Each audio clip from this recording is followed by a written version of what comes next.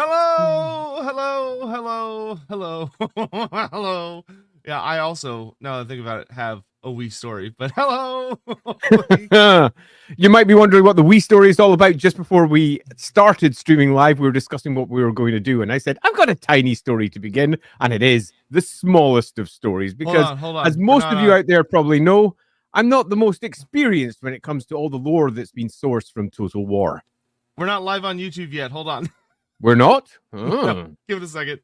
Let me just have a quick check over there. I'm just refreshing on the page until it starts. Okay, we're live YouTube now. Sometimes takes a little bit of time to catch up. Yeah, we're good now. We're good. Okay, you may continue. Excellent.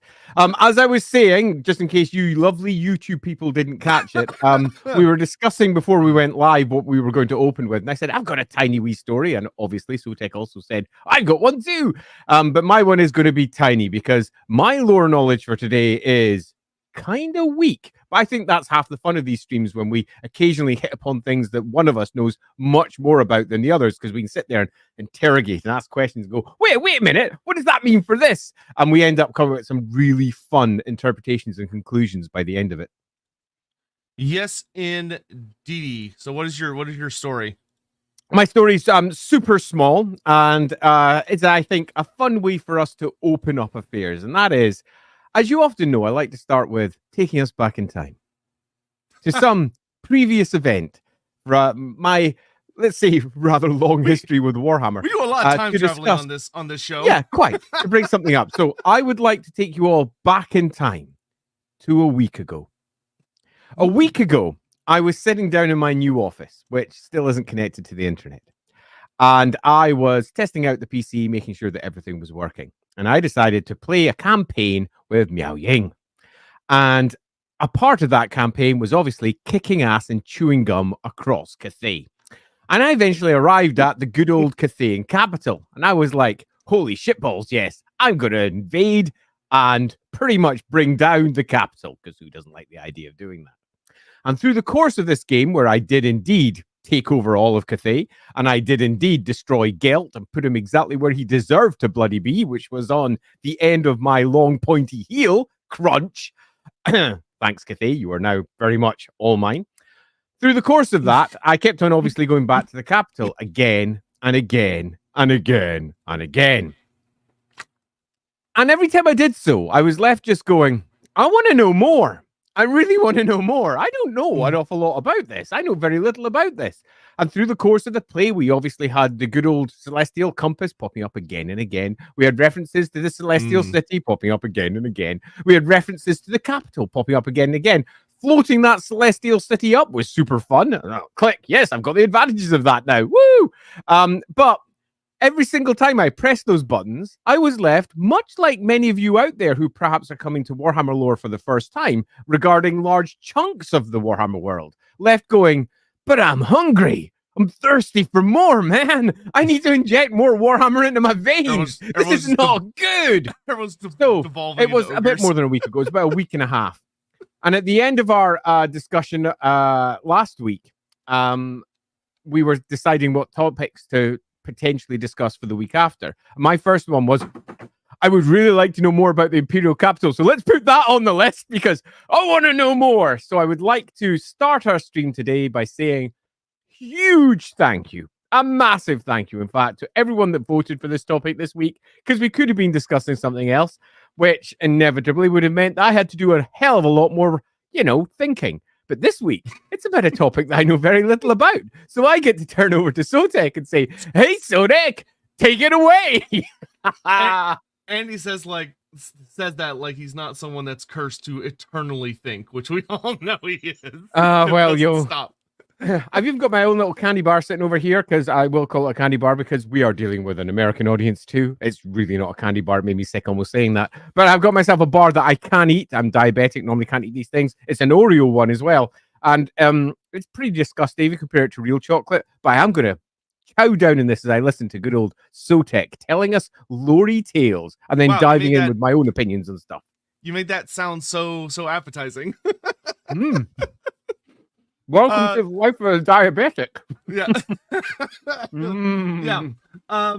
I'm also really excited about this week's episode because it does open a bunch of really interesting cans of worms. I'm gonna be honest, I was really surprised that Wei Jin, the Celestial City, won, considering what it was going up against.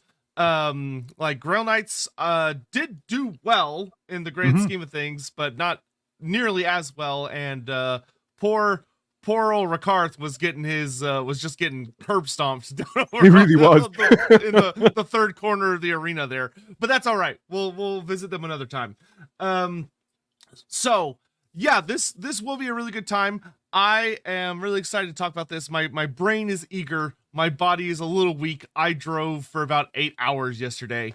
Covered about what was it, like 500 or 600 miles in 2 sittings, which is a lot, but that is a lot. Such is the sacrifice. Yeah, I drove down to Houston to celebrate my one of my second cousin graduating high school, which makes me feel ancient because as far as my memory is concerned, he's still a baby. But nope, he's an adult now. So he graduated. So we popped down there, said hello for a party that lasted 2 hours, then got back in the car and drove all the way back. Yesterday, just because it's a nice way to open the stream as everyone gathers. If you don't know out there, it generally takes around about 10 minutes for everyone to go, oh yeah, they're live, and arrive. So it's nice for us to have our little bit of banter. I was yesterday at a convention here, a Chimera convention. It's a festival for horror, fantasy, and science fiction. And I was doing a big workshop for people to come up. It was sold out. It was lovely. Loads of people came. But I was ill. Now, if you don't know, we missed our Wednesday stream because I was ill. My face swelled up like a bloody melon. It was horrible. And I was bright red. And by the time yesterday, I was almost ready to do it. My face had gone back to its normal proportions, which for them was good. But it was still red and blotchy and was pretty horrible. And I felt awful. But the show must go on. So I put on my brave face and did the thing. And we did ourselves a live inside the Rookery stream from there as well, where the sound was terrible. I had to actually take it down afterwards. The sound was terrible. I'm going to see if I can do anything to clear it up. Today, I'm just actually really good. So delighted to be on the whale side. Wonderful. It's all been lovely over here. I've been diving into all my jobs, and I'm super looking forward to this stream. I think one thing that's also worth bringing up is that obviously we're going to have super chats that are coming in. We'll take those in batches. We have a bunch of things that we'd like to discuss about the good old Cathayan capital. But having said that, we also are aware that you'll have a bunch of questions that you'd like to have addressed through the course of the super chats, but we will take them in breaks as we go along because we don't want to obviously just be answering super chats as we go. But grabbing into those as we begin is probably a good place to start. Yep. So let's hop right into it. What, Hammond? What? Are you? Congrats, Hammond. Congrats. We're excited for you. We're excited. I feel like I missed something here. Yeah. Can you burn a Luigi board? Yes, you can burn anything if you try hard enough. Luigi board. Schwarz, continue the saga. Bring back the Throne of Chaos. Yeah, we'll be back this Wednesday. It'll be on Andy's channel, and we'll be talking about the Slaanesh brother. Because it's Slaanesh, we wanted to tease you. We wanted to draw it out. So, so we'll see you. We'll see you on Wednesday. CB4N. We know Shin Yang is a fan of the clean, crisp state of social media influencer. What? Grimlow's Prime Slan hydration system. But is it really enough fuel to keep him going when he is waging war on the ogres? Man, wow.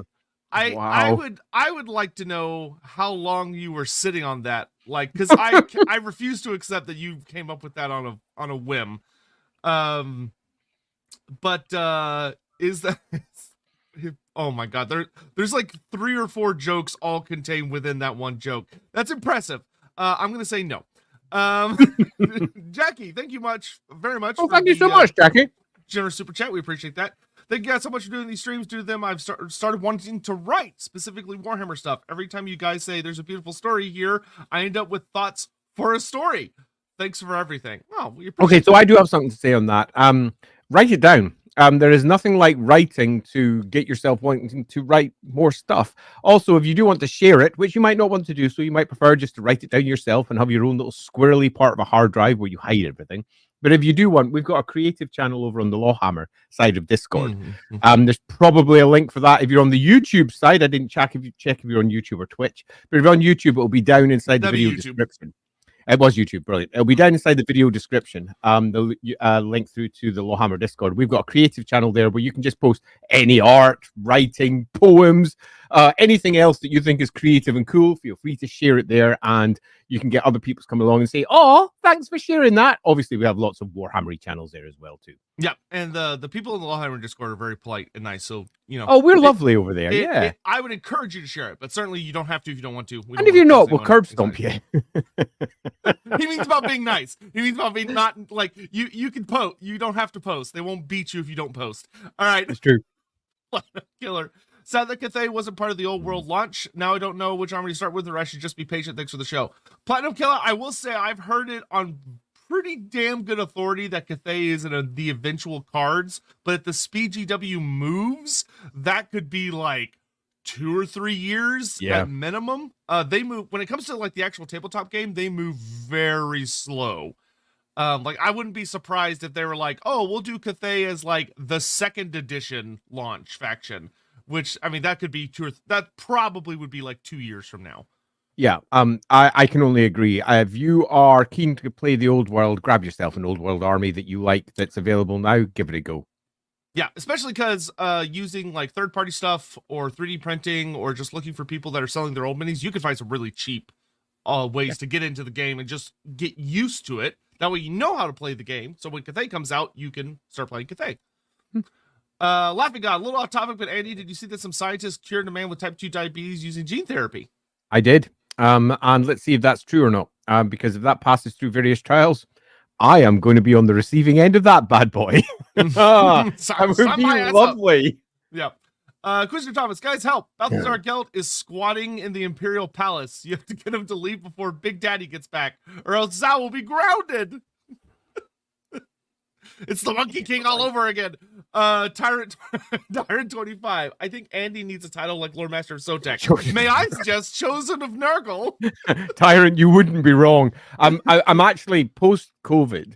I'm actually at the point now where I'm kind of used to falling really quite extremely ill about once every 2 to 3 weeks. It generally only lasts for a day or two. I know I've got a compromised immune system. I have been with my doctor about the various ailments that ail me multiple times, but holy hell, you're not wrong. Yeah. Yeah, this, I think more appropriate is just Andy is our world's Pox Fulcrum. Yeah. So beforehand, came to me while I was watching Smoky Mountain Wrestling from the early 90s, thinking about Criminal and the exercise bike this morning. See, there it is. Okay, I appreciate that. Thank you for the story. Well, thank you for clarifying. Do you think likes waging war more? To actually answer your pun of a question, I feel very strongly it would probably be Yin Yin, who actually enjoys it because she gets to choose more often when to wage war as opposed to constantly being on the defense. And personally, I would really like to see some more lore about her so that she's just not the butt of the wars that go wrong jokes. It'd be nice. Like you would, I think a lot of people would think it would be Li Dao, but we actually have a number of quotes from Li Dao, and he comes off as being extremely envious and not enjoying what he does. So yeah. Bulwark, Andy, what do you think of how Total War Warhammer 3 visually shows off the Celestial City? It's a big floating rock. It's fine. Yeah, it's literally fine. I don't have a great deal of now. This is going to come off negative. It absolutely isn't. But I don't have a great deal of time for how they really portray any of the cities across the entirety of the Warhammer world, largely because they are almost pretty much copy-paste assets for each one of the different factions, just used again and again and again in different ways because of the realities of creating a large game. Now, would I like them to have finally created their own individual, really pretty versions for each one of them? Yeah. But then again, I also like to have a game that I can play released in a realistic timescale. So whilst I say I don't like the way they're presented, that's perhaps a strong way which I could reinterpret as I like playing the game. Sure, I'd like an Altdorf that looks like Altdorf or a Nuln that looks like Nuln, for example. They really don't. Marienburg is objectionably awful. But that doesn't mean that I don't like the game as a whole, just to make sure we're super clear on that. So I don't really have strong opinions in this one, while simultaneously it's there, floating away, doing its thing. For Cathay, you can use models you think appropriate with the old world Empire rules. I've seen it done for them, with people using Kislev and Nippon. Yeah, that's also a viable option, is that you could start working on your own minis from like third-party vendors, or making your own, because there's so many ways to do that nowadays, which is wild. So And yeah, just play it. to support that one, Mandatus, I agree. Using another army as a proxy for yours, so say, for example, using the Empire army to be your Cathayan army, but just using Cathayan models and saying, I'm using balanced rules from the old world, at least. Not that the old world's frightfully balanced. Let's just not get into that kind of worms, but doing that is a really good idea, and I also do recommend it. So if you want to play with, say, Cathay, or indeed anything else, feel free to just use someone else's army list and create your own models for them. I'll give an example from my own history. I used to use yeah, I've still got the model for it somewhere over there. I used to use giant white wolf riding Ulricans because I thought that was cool at the time, and I used the rules Demigriffs from the Empire for that, for my Middenheim army. Hey, so my Middenheim army had these white wolf riding crazy Ulricans, which were just too cool for school, and I just used the Demigriff rules for those. So I had myself rules that worked and were balanced for the game, but simultaneously they were my own unique versions for them for my game. Yes, indeed. What I'm really curious about is the Monkey King taking the city, and what his occupation would have looked like. Also, what is his name? Shagara? Shagara. Ooh. Hey, laughing God, that's some fighting talk from some people there. If you pulled that one off, I'm personally really interested to see what they do with the Monkey King as a whole, because there have been multiple conflicting versions of what the Monkey King could be, ranging from truly chaotic and awful right through to something perhaps that isn't. So I'd be really interested to see where they eventually land with it. Yep, and we will be talking about him quite a bit here in just a little bit. Oh, yeah. Yeah, thank you very much. Mr. Pig, for a possible army to do until Cathay gets released, a custom Empire army works chaos heavy on the themed Zinch cultist could work. Yeah, I mean, and plus you could, yeah. Empire would probably be the safest bet, but like you could just kind of look at Total War and know what you're going to be expecting. Yep. And then real quick, for these Twitch ones, need to finish my Ogre Samurai / Human Noblar Nippon army. that's a... I would be very interested to see those minis. You could make some really fun sculpts with that. That actually reminds me, I remember there was a greenskin player at my local hobby store who had a full greenskin army, but he decided to make all of his orcs and goblins the little, like the Easter egg island statues. So it was a bunch of these goofy statues of various sizes to denote what kind of greenskins they were. It was actually very funny. As long as you could tell what's what, which you could with his army, you could have a lot of fun with those. Closing the book at the end times, one page at a time with the Lorebeards. How's that for a catchphrase for the show? Closing the book on the end times, one page at personally, a time. Phil, I don't like the idea of closing the book in the Warhammer world at all. Yeah, I would much rather think of just turning the pages. We're turning the pages of the old world rather than particularly focusing upon the travesty, as we may have referred to it previously, of the end times. I'll say it again, travesty. If anything, I feel like Lorebeards is more about, as we're turning pages, we go, oh look, these two pages are stuck together, and we pull them apart and go, oh look, there's more stuff here. Slanesh. Yeah. Who had this book last? What were they doing? Anyway, so with all that out of the way, thank you all so much for the support. Let's get into today's show. So, Wei Jin and the Celestial City. It's worth noting, for those that are not super duper aware or are new to, haven't like played a lot of Total War or don't know what's going on with this, they are not exactly the same place. These are two separate locations that are right next to each other.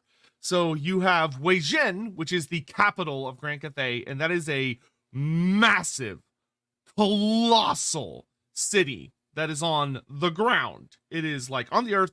It's a quote-unquote regular city, though we'll get into many of the fantastical elements about it in just a minute and what makes it important.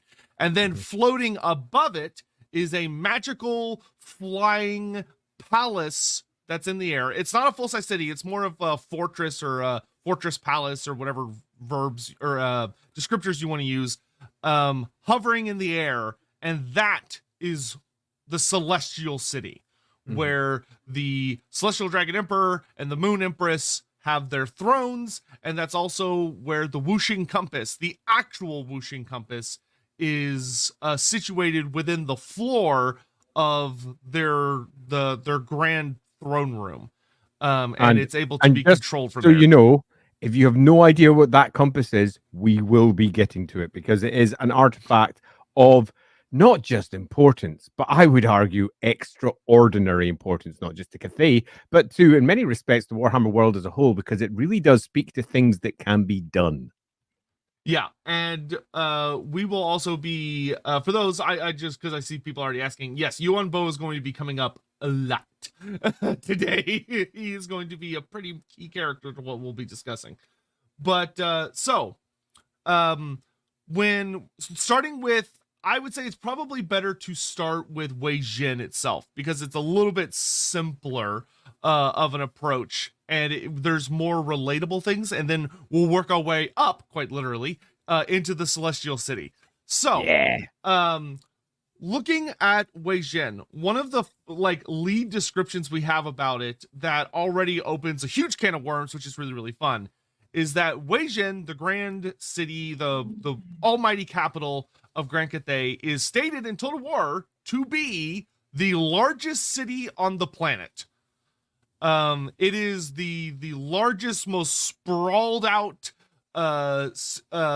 gathering of civilization that exists on the world and has survived for many, many thousands of years, having been established back when the Celestial Dragon Emperor really started to set up. Now, we don't have the which that alone, there's kind of a joke if you read a lot of Warhammer about whenever someone says that this is the biggest of X or the widest of X or the largest of X, you always are going to go, okay, like take it with salt, because it could just be that particular author has decided, yes, this is the largest of the things I am aware of. Whereas some other authors may not have read that particular area. But Wei Jin is supposed to be incredibly sprawling. And there are millions upon millions of people that live there. It is you think about Grand Cathay has a titanic population compared to what we're used to dealing with in the old world.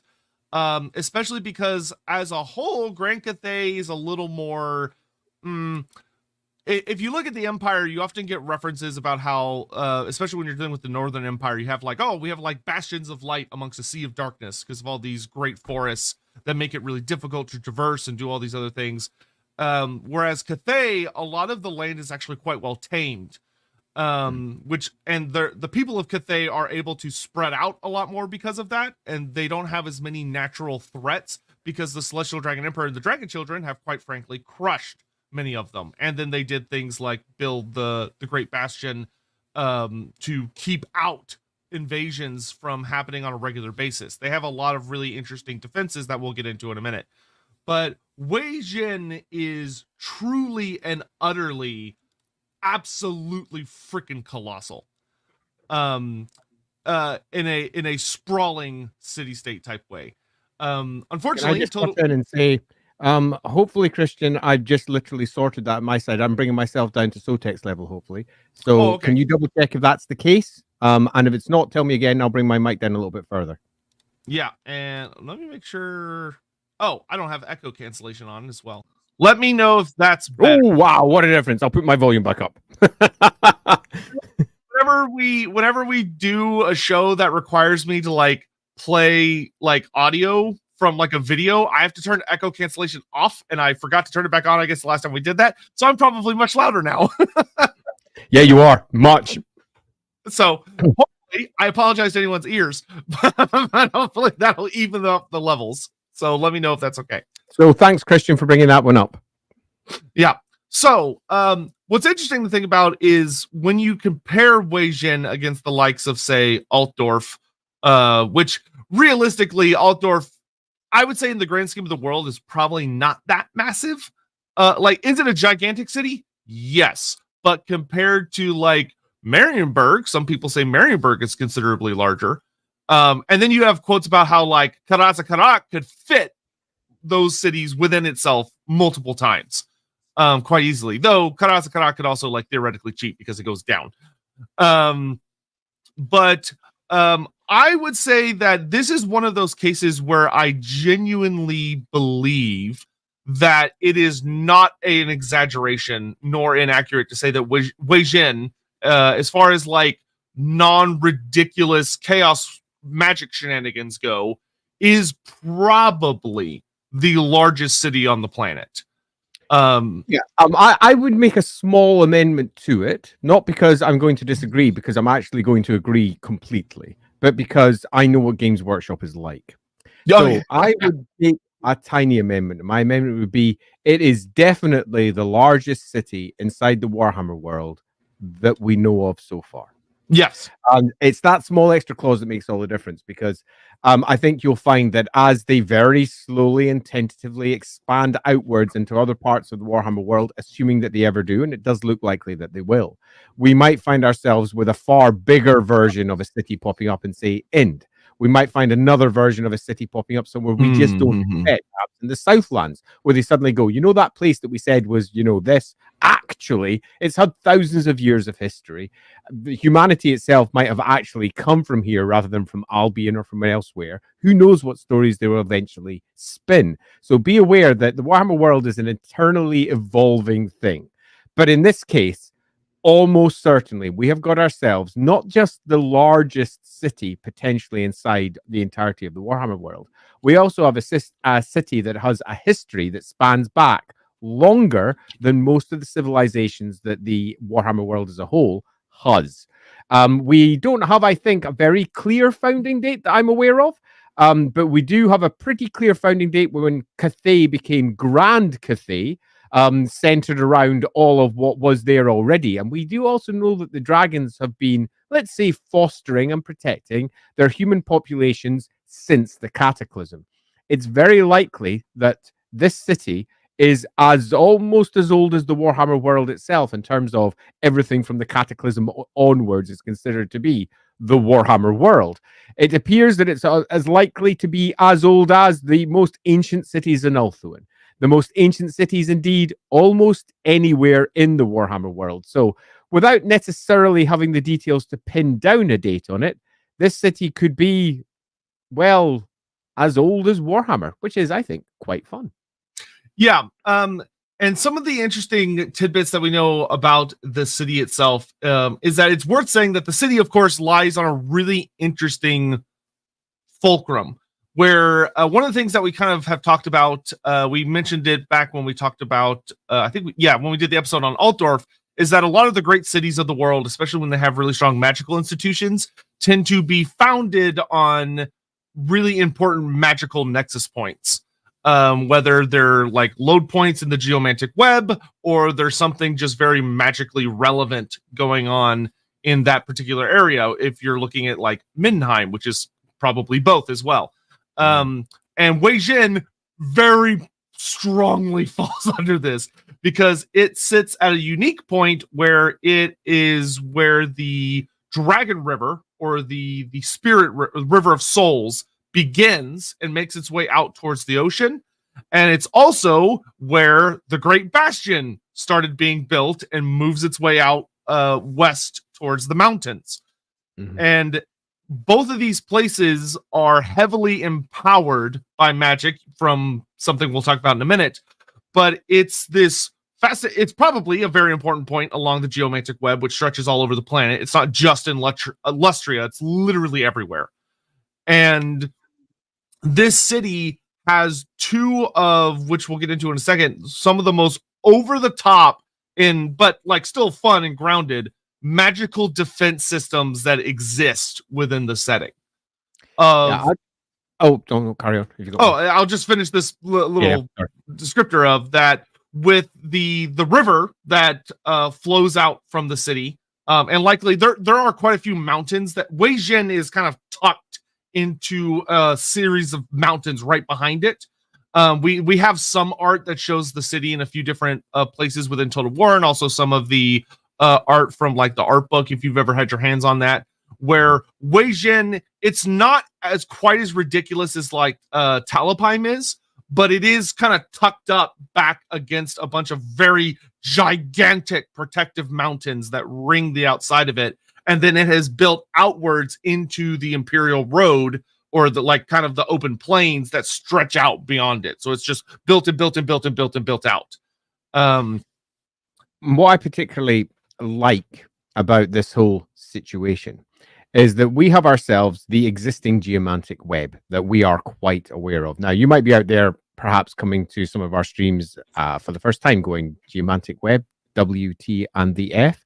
Cut a very long story short, this is a web of, let's say, ley lines connecting magical nodes that spread across the world that were used by the old ones back in the day. And they have been used in turn by the successors to the old ones, the lizard men, as the Slan have attempted to both use and draw from and support the geomantic web that came from before them, and also by the elves to create a network of nodes to help suck magic from the world out into their vortex. And the reason that it's quite an interesting, let's say, addition, the city, after all, this lovely Cathayan capital, was added after all of these creations had already been added to the Warhammer world. But when they added this, they very clearly made it pretty much certain that the dragons and the old ones did not get on. They just didn't. The Cathayan dragons and the old ones were not pals. They were probably at war, and some form of potential truce was made at some point, or alternatively, the Emperor Dragon just went down below and hid. Whatever happened, eventually the cataclysm rose, and the dragon, honorable creature that he was, eventually becoming emperor, protected a bunch of humans who would become the Cathayans, who would eventually become the Grand Cathayans. Which means that everything that they're using is not a part of the existing network that's there. Suggesting that the reason that this is a city that is built in a fulcrum is because that's the way the dragons have made it. They have made their own fulcrum points. They have created their own dragon lines, which is a word that's sometimes used for the ley lines that spread across the Warhammer world. Dragon lines, which is in fact one that originates over in Cathay in terms of the use of it. It came across the World's Edge Mountains into Kislev, and Kislev used the word dragon lines for many of the lines of magic that was spread across Kislev.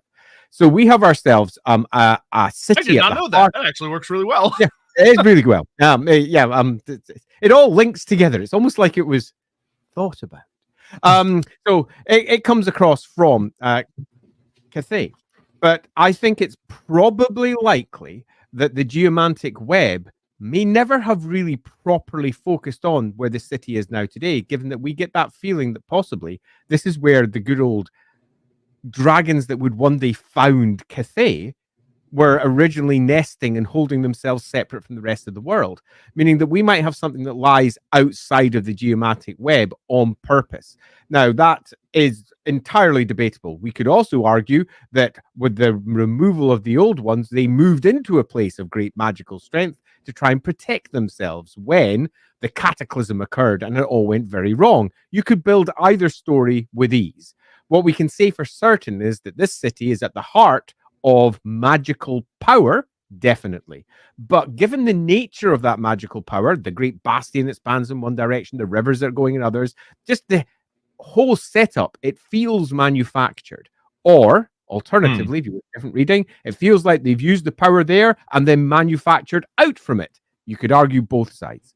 If you are wanting to make the dragons feel unique, though, which is often the route that is taken, they discard the gods, they were against the old ones, they have got knowledge that spans right back to pre-cataclysm times. So it seems more likely, on the evidence we have at hand, that they have built their own clean, blessed, divine version of the geomantic web that they have used to keep and cleanse Cathay from the worst that the winds of magic can offer. And indeed, they have been channeling the winds of magic for not just hundreds, but thousands of years in an almost clean fashion that allows them, with the balance of yin and yang, with the good compass in support as well, with what they built with the Great Bastion, to protect and keep clean all of Cathay. One of the reasons why their cities can be so big, the administration for those cities can be held in place. But it is worth noting that with that clean area, with the enormous populations, you're almost certainly going to have hubris. You're going to have those who are going to be open to being manipulated by the ruinous powers. There's going to be cults everywhere. So there's multiple ways that we could view the, let's say, magical fulcrum point that is this city. There are two primary and obvious ones, which is they adopted a part of the existing geomantic web, which is a very easy route and would be basically the same story as the elves. We took something that came before and repurposed it for our own purpose. Or alternatively, you could take what I think is the better option. They built this themselves, because if they were part of the geomantic web, they would almost also certainly be a part of the high elf plan to suck magic from the world. So, because they cribbed on that.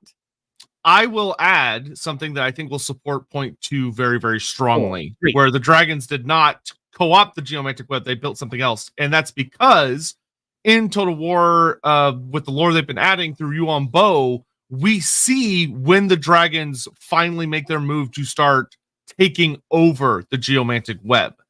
Where Yuan Bo is the Jade Dragon, for those unaware. He is one of the eldest sons. We're not sure if he's the eldest son, but he's somewhere in among the older of the dragon children. And he, unlike the rest of his siblings, is kept very well in confidence with his parents as far as what they're up to. Because the Celestial Dragon Emperor and the Moon Empress are up to something. They've got their own plan that they're enacting. And Yuan Bo is the only one who knows little bits and pieces of it. He's known as kind of like the Grand Administrator of Grand Cathay, and he often portrays himself as merely a bureaucrat. But in reality, his kind of secret title is that he is the Emperor's executioner. He's the great spy master of Grand Cathay and is in charge of dealing with internal threats, while also he hands out like edicts and he interprets the will of his father and mother and passes those down as laws across the rest of Grand Cathay. The Empress and Emperor don't deal with day-to-day Cathay stuff pretty much ever. They are up to their own schemes, and they don't want to deal with the common humans and all this stuff. Like the Moon Empress cares a lot about them. Xin Yang is more heavily implied not really give a shit about humans. They're just useful tools to him. His wife cares about them, but that's kind of her more personal stuff. But Yuan Bo takes his parents' will and passes down laws that are like, my father says we will do this to enforce the concept of harmony, so we will do this. And like he passes laws on how cities are built and how they're organized and how people are allowed to advance in society. And it's a very strict, regimented system. And he rules very strongly from Central Cathay, which is known as the Central Riverlands, where there's tons and tons and tons of rivers snaking out all across these like wide plains and wetlands where all of pretty much the food comes from. And it's kind of the breadbasket of Grand Cathay, and where a lot of the early civilization of Grand Cathay probably sprouted it up originally, because humans are very fond of setting up alongside rivers in ancient times. And yeah, and then but he spends a lot of time in Weijin. Yuan Bo is the authority figure in Weijin, and that is like one of his most central places of power, where he quite literally rules with an iron fist, to the point that, you know, what Andy was kind of talking about with like, oh, when you have such a big city with like, we're talking millions upon millions of humans and a lot of magic, because there's a ton of magic here, things are going to get a little bumpy. There's also a really fun note that Total War, of course, adapted, which is that in an older book, I want to say it was the Warhammer Fantasy Roleplay, I think it was Children of the Horned Rat, talks about that when Marco Polare, Marco Polare, one of those two, goofy, not Marco Colombo, because he was somewhere else. He was already busy, but a different Marco from Talea made his way to Grand Cathay and actually ran into Skaven while he was underneath the city of Weijin, and that's still considered canon, where there are Skaven problems in an undercity beneath Weijin.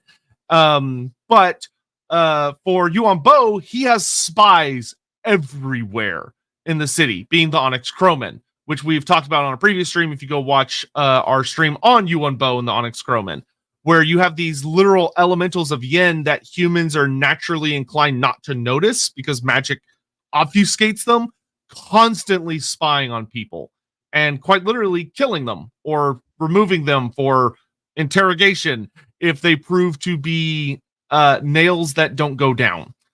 I think that there is a couple of things that are important to definitely. Well, hold on. clarify. I got on a nothing. bit of a tangent. Let me finish my quick thought, and then you can jump in there because I'll forget if I don't do it. So, Yeah, to yeah. Andy's thing earlier, one of the things which we'll talk about the compass, which supports it as well, is that the dragons do not come to the decision to start trying to manipulate the geomantic web and to suck the power from it until very, very recent in the timeline. It is their preparation step for the end times to try and dig into the geomantic web and redirect its power into the whooshing compass. Which and Yuan Bo kind of talks about that in some of his cinematics, where they're basically seizing the power, ancient power of the old ones, which they had not tampered with prior to that, and are trying to, almost like you're redirecting a power source with like electricity or whatever, redirecting it into the whooshing compass to make it even more powerful in preparation for what is to come. Yeah. Okay. So that pretty much clarifies it then. So my instincts were it's almost certainly not cribbed off of what was there before. And I think through the secondary sources that we have there, we can clearly state that we have ourselves a city that's this at the heart of a new geomantic web, for want of a better description, at the heart of dragon lines, if we want to use the language that's been used elsewhere. A new focus point for magic that has spread out from the compass itself, most likely, and is empowering a whole variety of Cathayan-based magical goodies. These are not directly tied to what the elves are doing, what the old ones did, what the lizardmen are attempting to do. This is a new web placed atop all the other webs. Now, will that web be at the, let's say, subject to the great vortex of magic that wipes magic from the world? And I think we've got a relatively clean answer that we can drop on this. No. And the reason that we have a no is because it was built after. It was built with an awareness that magic had been yanked out of the world, sucked out of the world by the, let's just simply call it, meddling of the elves. The elves have been doing stuff over and over the wind that sucked magic from the world, meaning that demons could no longer survive in the material plane on the Warhammer world. But it also meant that enormously magical creatures, like the dragons themselves, no longer had access to the magic that they had access to before. So for all they saved the world, they also endangered it to a degree, but in a different way, because the creatures like the sort of great Cathayan dragons no longer had the great magical wells that they could draw from sitting there. So it seems very likely that a reaction to the vortex is the creation of a second network of magic that they can use to concentrate, control, and manipulate the winds of magic before they get sucked away by the vortex. And it seems quite likely that that's loosely where we can start forming. When did it occur? Post-vortex. We have a problem. They no longer have as much magic as they used to have, so they start coming up with answers to the problems that they have directly in front of them, which will also include eventually building our Great Bastion. The whole thing slots together quite neatly there. Yeah. So I think so as far as the city of Weijin is concerned, because I think we're going to focus mostly on the Celestial City because there's a lot of crazy stuff going on up there. The big thing to say is that Weijin, I would say very realistically, was built after the Celestial City, or maybe right before, and basically exists only to support the Celestial City, where you have the great ruling dragons and Yuan Bo himself way up there, where only basically the Shukengen are allowed. It's very, very rare for normal humans to be permitted entrance. Shukengen, please do explain. I know, because I've actually been playing it, but there's many people out there who may not know. Oh, it's a rare one where I can say I know my Cathayan lore. Yeah, so the Shukengen lords, they are dragon-blooded humans. So they are humans who are direct descendants of the dragon children, having offspring with human partners. And there are so many of them. And we've talked about it. If you want to check out our prior streams on just Grand Cathay or in Shadows of Change, we talk a lot about it, about how like the different dragon children probably approach it very differently as far as like how they feel about humans and how they have children and how they treat those children. But there are tens of thousands, if not way, way, way more of these Shuken guns. Because if they go on to have children, their children also are dragon blooded. But the lore seems to imply that the further diluted, so to speak, their blood is over generations, the less powerful they are, in the sense that the ones that are more closely related to the dragons are very, very powerful wizards, and also seem to live exceptionally longer and have ability beyond humans. I think a good model for that is if you know it already, the Vampire the Masquerade, or any of the vampire games that came from White Wolf model, where you had the beginning vampire, in their case, generally espoused to be Cain, and your first generation, second generation, third generation, fourth generation from the source. And the further from the source you get, the weaker the powers become. But that in no way means that an 8th generation vampire, so 8 steps away from the source, is not freaking powerful in and of its own right. So that's a handy little model to give you an idea of where exactly it might come. But I would also say that unlike the vampire model, we also have the possibility of cross-pollinating. And cross-pollinating is not necessarily the best word, but in that, maybe 4 or 5 generations down, they could then have a kid with one of the dragons, which would reinvigorate that particular bloodline, bringing it back to being a first generation with other dragon DNA in there as well, arguably making them more powerful than one of the older ones who may be further up the bloodline. So be aware, it's a bit complicated. It's probably more complicated than the war game will ever consider, because they don't need to worry about how it all works to make the Total War game work. They don't need to worry about how it all works to make Warhammer the Fantasy Battle game work. But if they ever do try to figure this out for the role-playing game side, they not only need to figure out how it works, they need to make rules for all of it. So the only time we'll ever likely get a proper answer for how this works is if the role-playing game actually concentrates on building up characters for these types of characters. But it's also possible that whoever writes that won't consider what it all means in practice too, and might just say, oh, it's just all the only ones who are first generation, isn't it? Because they just don't think it through very well. But I think from all of that, we can conclude that those who are the kids of the dragons with another human are enormously powerful individuals. These are individuals who have the ability to cast magic that is akin to the high lore masters of magic over with the elves. They are multiple wind casters. They are capable of doing really quite extraordinary things. And as the blood thins out from there, we're getting a variety of other spellcasters popping up as well, perhaps not as powerful as those who are directly related to the kids, but we are going to have what are effectively witches and wizards all over the place in Cathay. And this has been happening pretty much since the dawn of Cathay, not Grand Cathay, but Cathay itself. It has been a part of their program right from the outset. Yeah. So with that, Wei Jin, there's a lot of fun things to imagine about it. Like, you have so many humans living there, and probably a fair number of other species might have quarters in various parts of the city, though not nearly as much as the port cities. Like Fushao is very much heavily implied to be where most of the non-humans in Cathay live, because they have these great dedicated areas for them to enjoy living in. And Cathay doesn't really like foreigners to go too far inland to potentially mess with things, but that's not going to stop people just being the way the world works. But you can imagine a city that's lined with all sorts of statuary that, of course, is very well established, can come to life. That is how Cathay defends a lot of aspects of itself, is they have their great terracotta sentinels, and they also have the jade lions and the jet lions that stand as guardian statuary that also come to life in reaction to certain kinds of threats, which would be simultaneously very wonderful to know that you have a silent guardian always watching over you, but also very terrifying because there's a silent guardian always watching over you.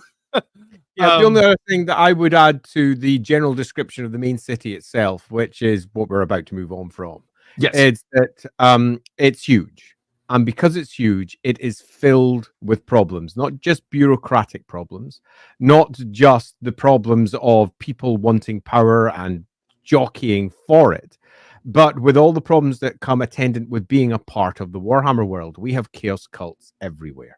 of all sorts. There's a reason that secret police is required by the dragons to try and patrol for these things. It's because they are everywhere. But don't think of them as the great enemy that lies behind it all, because they've got just their own people problems to deal with. Individual factions. The dragons won't be popular with everyone. There's going to be agitators who believe that things should be done in a different way, who believe that the dragons are literally unfair, particularly given that there is so much prosperity. Prosperity brings indolence, which brings a certain amount of upset people who think it should be done a different way. So there are going to be a lot of problems which are going to be relatively and draconianly put down. So be aware there's going to be a lot of civil unrest that doesn't necessarily, I did it on purpose, and that does not necessarily manifest very clearly in the lore, because they do put it down with such terrifying efficiency.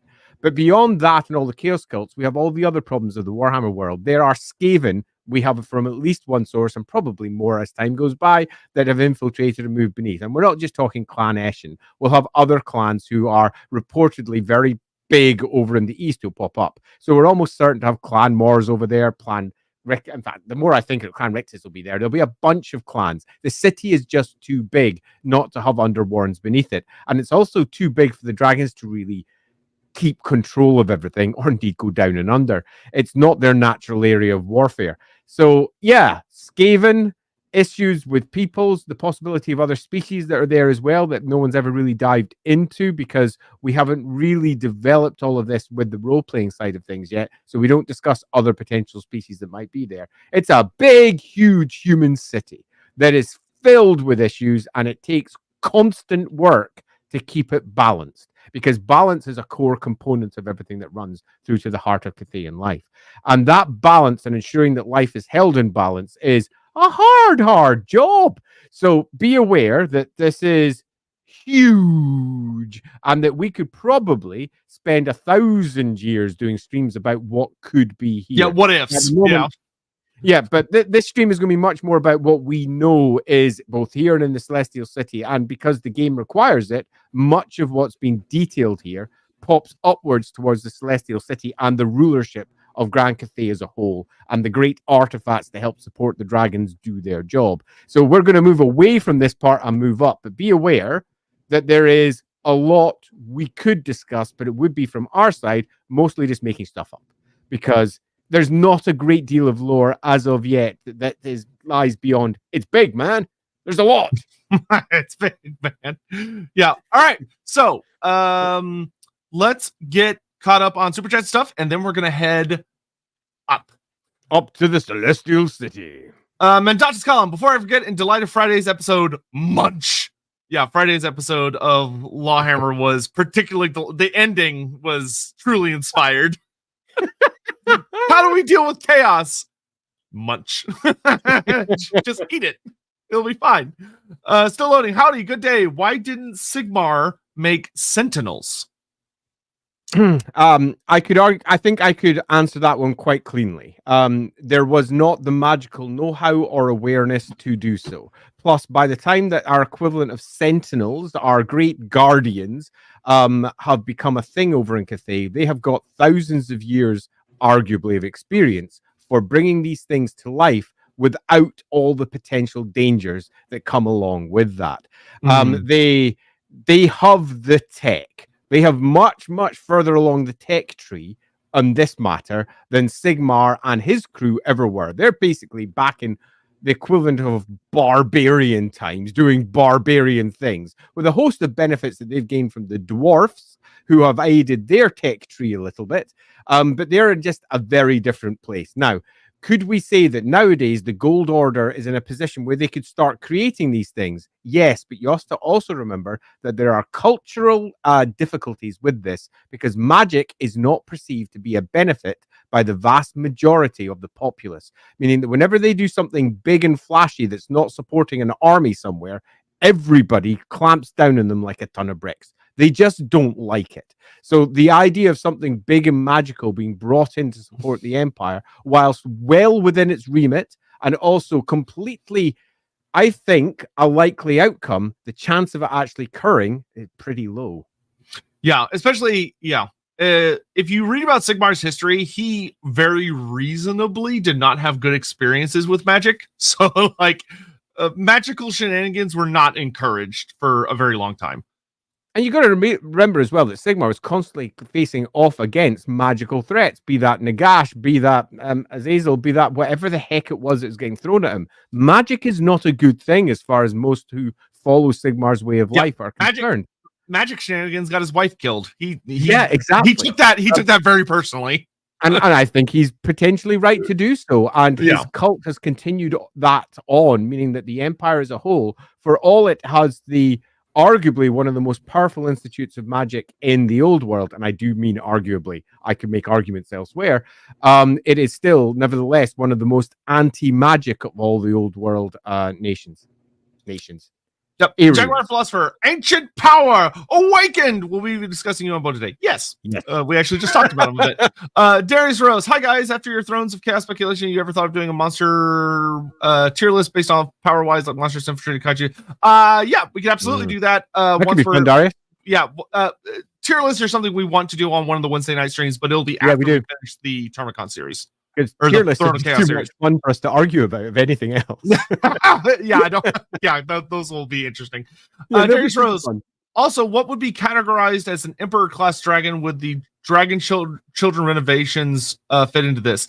It would be interesting to debate over that because the dragon quote unquote classification system was introduced kind of was heavily put forward in the Storm of Magic book, which was a very late addition to Warhammer Fantasy, and tried to add a system where there had kind of been vague hints beforehand, but it was very messy. And I'll go further on that. Warhammer 3rd edition classified them neatly with all the way up to Emperor Dragon, and it was proper daft. Basically, we just add more numbers on top. It was much like Champion, Hero, Lord that you got throughout Warhammer systems at the time. So you had a basic troop model, you had a Champion, you had a Hero, and you had the Lord level. Our Emperor Dragons being our Lord level dragons. And you basically turned dragons into a basic troop unit, for want of a better description, going all the way up to Lord. This was classic Warhammer. It's how Warhammer did everything back in the 3rd edition. As we then moved into the 4th and 5th edition, this continued, but they removed the upper levels for most monsters and similar. As we moved into later editions, they started adding varieties and bigger versions of monsters again, until eventually we arrive back at Storm of Chaos, where they do full circle and they give you the tiered system all the way back up and add a completely new set of rules on top of that for their names and similar. So, to keep it very simple, these are Lord tier dragons. That's basically what they are. They're the top tier dragons. And that keeps it nice and simple for us. Who cares what name they're given? If they were given a name, sure, you could try and call them Star Dragons. What the heck you want to try and call them? Doesn't matter. They are the top tier dragons of the world. And in Cathay, there's nothing bigger. There's nothing more impressive than them. If you were to turn them into Warhammer stats, it's very likely that they would slightly break the game. And we'd end up with a Galrauch situation where we have ourselves the equivalent of a top tier dragon giving the stats of an absolute idiot. If you want more on that, go watch our Galrauch stream. Sorry, Galrauch. Go watch our Galrauch stream, where you'll realize that Galrauch should have stats that completely wipe the floor with everybody, but don't. And that's one of the issues with Warhammer in general. Yep. Ascended Overlord, I wanted to ask about the rivers of Cathay and whether they're all man-made or not. They reach all the way to the west side of Cathay. I think you mean the east. I mean, the origin points are very heavily west, but that leads them all back up to the mountains, and the highlands and stuff like that, and then they flow out towards the sea. The basic geography means that they would have almost certainly existed, whether they were helped along the way or not. Water drains from mountains down through flat areas towards the sea. Now, if you hit very hot areas, it's possible that you might end up draining into an area that just evaporates. That can happen. But Cathay has enough biomes in place that you could very easily have a river that wends for what is in our world an almost infeasible length. It's really, really long. But there are multiple rivers in the real world, particularly some of them that are kicking over Russian side, which are truly stupendously large. And I'm not just talking our Amazons. Even the good old US has got some particularly long rivers that eventually drain out towards the south of the US. So be aware that this is not in any way geologically infeasible. It is completely normal for a world to drain the way that Cathay does. I would argue actually that it's actually, if anything, missing a ton of areas where rivers probably should be. But that's not uncommon for the Warhammer world, where the Warhammer world, when it deals with its water systems, tends to just draw a couple of rivers that they think would rock and then move on until someone comes in later, a cartographer whose job it is to try and make sense of it all, and goes, okay, there is nothing draining this large basin. I'm going to have to add a river, and end up having to contact whoever it is that's handling the license, or Games Workshop themselves, and say, can I add a river here? And they generally go, no. Oh, crap. Yeah. Crap. Yeah, and yeah, I would probably look to see look at river maps of like China over the millennia where those have been recorded, and kind of do some quick comparisons to Grand Cathay and see what amounts of inspirations are there. But generally speaking, like some of them could very well be man-made. Especially like to connect various rivers that were already there, and like they dammed some of them and did some other stuff. I mean, human interference is going to happen all the time. I argue, in fact, that to help channel the winds of magic in a fashion that means that it won't all get yoinked out by the good old vortex, that some of the rivers will be purposefully rechanneled to move the Gyron from one place to another to attach into what the dragons themselves want to use the winds of magic for. So I think that there are going to be dragon-made, rather than man-made per se, rivers in multiple places in Cathay where it is being used to better channel the winds. And some of them will also be repurposed to encompass and hold other winds. Like, for example, if you want to hold Shyish is a particularly difficult wind to move from one place to another that's not directly tied to death or the passing of one thing into another. I'm encompassing it in another wind and creating a funnel, and that could just be a river to move it down, suddenly turns your river from being a lovely little place of life and spreading out life into a river of screaming death. And that is something that the dragons that are particularly aware of how the winds work will be looking to try and manipulate. So I think the answer will be yes, a lot of it will be restructured according to their needs and whims. Does the Great Compass tap into the geometric web? We actually just talked about this a bit. We believe the answer is no until Yuan Bo starts forcing it to. Yeah. Which causes the lizardmen to react not nice. And it also explains why Yuan Bo invades Lustria, which makes for a really fun storyline. Metaganon, didn't the Shadow of Change storyline say Yuan Bo is the second oldest spirit dragon? Excuse me, goodness. Yes, but there are a lot of various issues with that story that are heavily contradicted by other notes that come later. And generally speaking, it kind of seemed like they could have given a little more direction to the author about like various notes in the story, and make sure to double check everything that was in it. Because there are several things that he says that don't line up with the very heavily, shall we say, watched over material. So I would say that Yuan Bo probably is the second oldest, but I think that Miao Ying's actually probably the oldest, as opposed to the spirit dragon. Because that story suggests that the spirit dragon died before any of the dragon children knew her, and literally every single other source disagrees with that. So, yeah. Tiblam.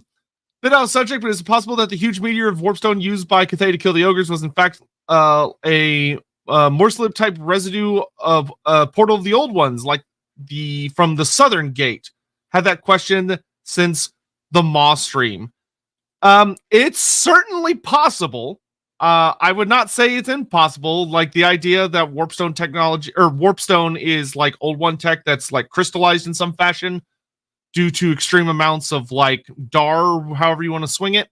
That is a very, very feasible theory. That could work very easily. I completely agree. Thanks very much for the super chat, by the way.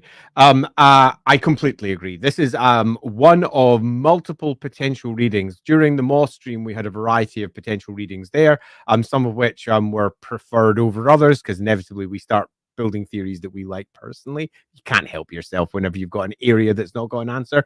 But this particular one is a definite potential for the different options that are available. Yeah, and considering like its sheer size, there is like kind of an implication that there was something unusually special about it. Watchdog 3079. What do you think would arise if magic was corralled by Kalor's maelstrom? Of when magic was corralled with the maelstrom, it did not fragment and refract into its many discordant hues. Oh, this is a nice old world piece of lore now. Yeah, that's a big old what if scenario. Okay, so I have a not an opinion on this, but I definitely have a view.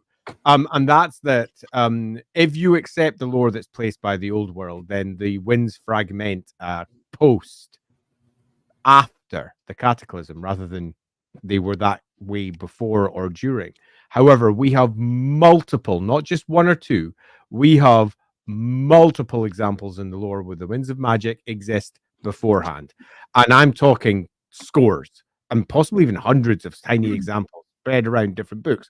I've written some, so I know that at the very least there's one or two where, for example, Ulgu is marked as existing during the last battle of the Elven Gods. And if Ulgu exists then, the Sword of Judgment exists then the Grey Wind brutally exists then. So I think that the answer here is that perhaps perceptions of various mortal creatures had changed to the point that the fragmentation of the winds became more clear to them, but that the winds themselves did exist to one extent or another beforehand as well. So I think that the easiest way, if you wish to try and rationalize it in a very simple black and white way, is to think of it this way. The aether, the magical realm that lies beyond, the place that's not in the material realm, has no time. So the winds always existed. That's just how it works. It's just that it was the creation of the vortex which made them manifest cleanly within the material realm. But beyond that, you can pretty much make up anything you want.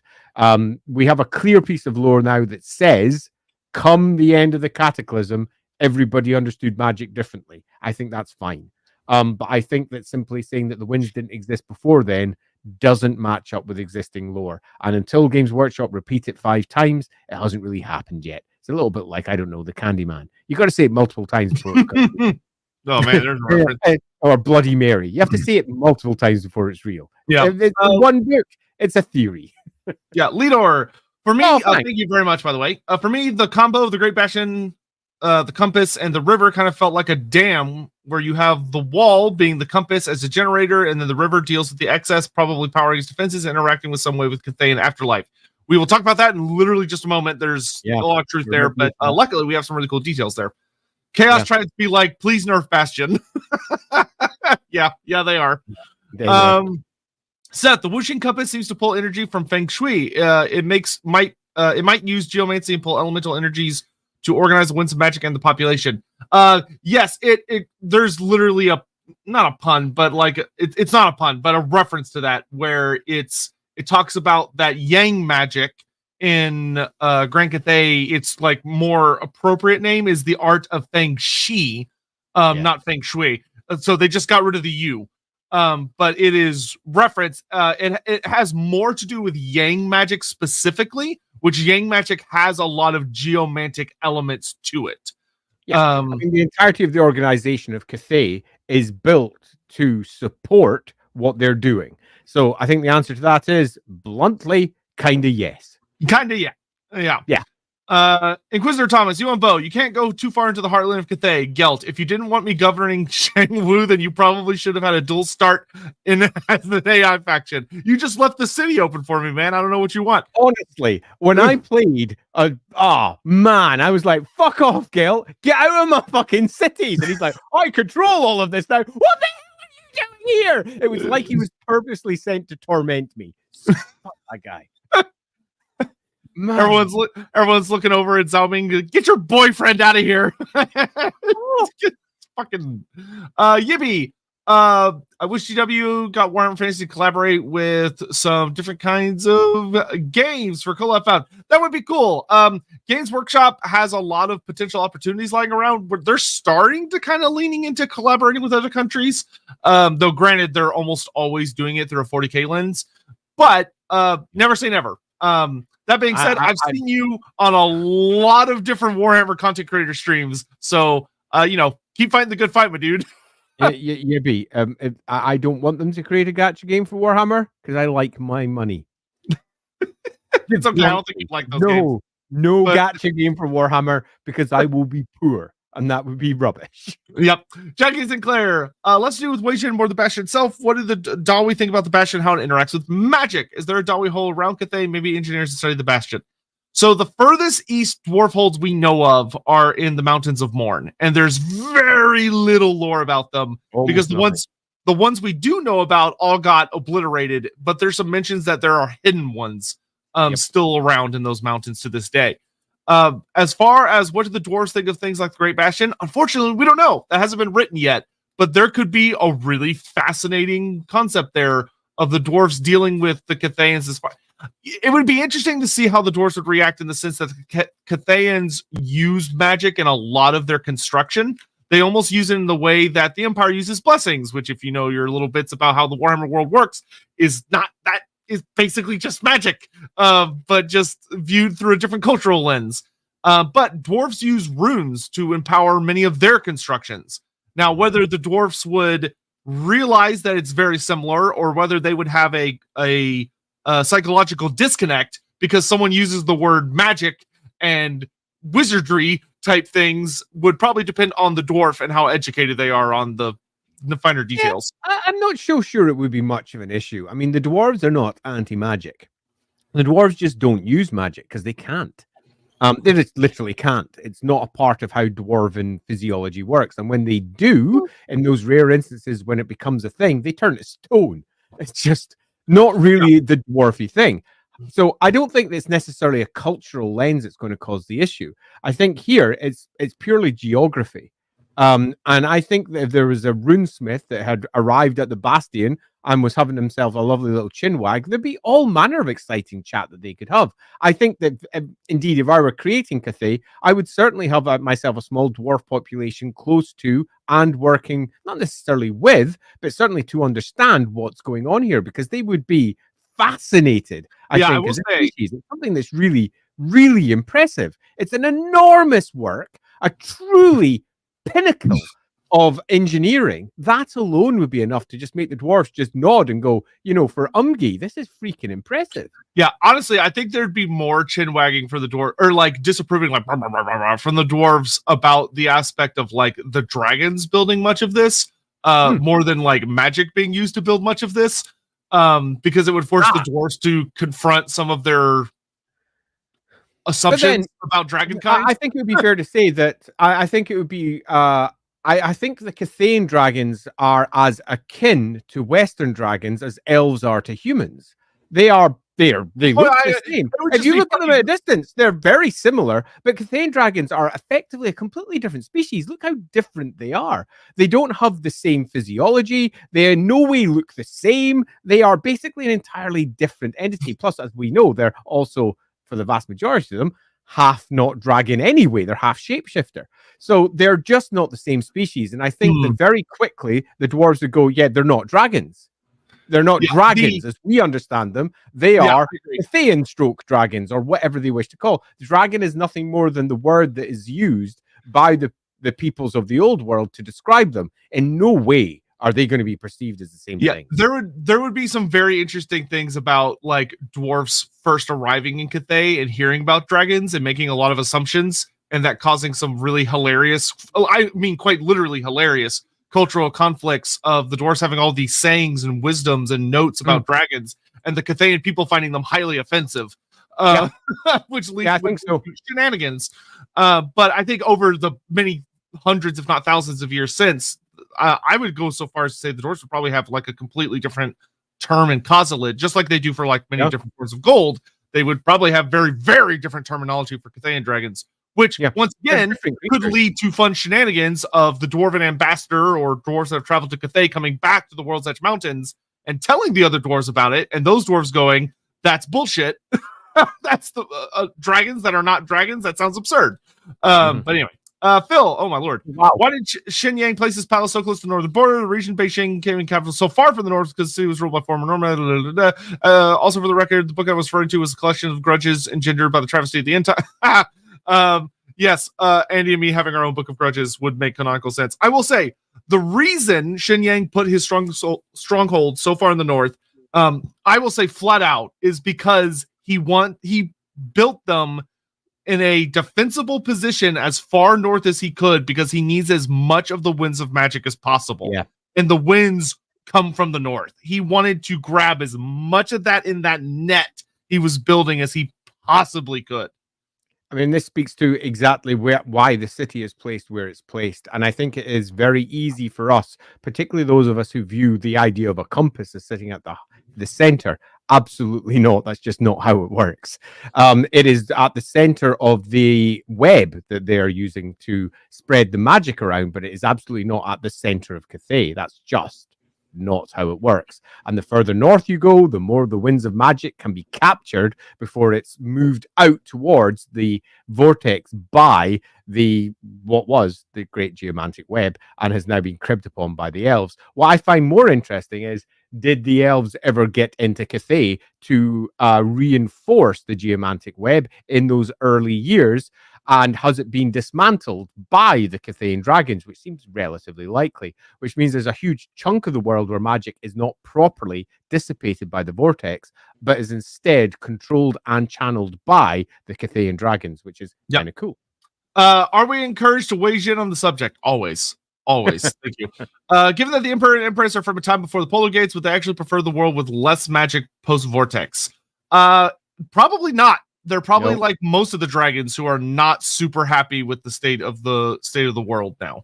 Yeah, the post-vortex world does not seem to be anything like the pre-vortex world. Don't think the vortex brought it back to a norm. The vortex changed everything. It turned the world into a world where magic was no longer there in comparison to what it was before. Consider what it was like during the Cataclysm, where demons could live everywhere. It's just different is the answer. Yeah. Roderick appearing to say hello, lovelies. Well, I appreciate it. Thank you so much. EJ, Dan, when you think about Cathayan Astromancers should put most blue wizards to shame given the difference in time for magical research. Yeah. Agreed. Cathayan wizards would probably agreed. Yeah. There's no other way. Would probably dunk on a lot of Empire wizards pretty heavily a lot of the time. That being said, there is a lot of really strong evidence and a really fun way to suggest that the Imperial colleges that are outlawed forms of magic in Cathay would be far beyond what Cathay understands of those particular winds of magic in certain circumstances. Again, I think that you're attempting to compare chalk with cheese here. They're two very different things. Their understanding would be far deeper, obviously, but that doesn't mean they make better war wizards. The colleges of magic create war wizards who specialize on war. And that's it. So the Astromancer might have a breadth of skills that do all sorts of stuff. And then the Celestial Wizard comes along and eats them for breakfast because he is designed to kill. He is a weapon. And the Astromancer isn't. The Astromancer is, if anything, an intellectual by comparison. The Celestial Wizard would probably destroy him. So you'll find that when it comes to what they do in the Warhammer table, they will be tit for tat.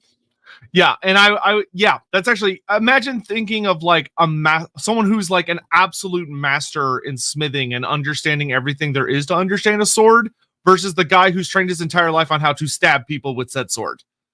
He may not understand necessarily how to make it or a lot of various aspects about it, but he knows how to kill you with it.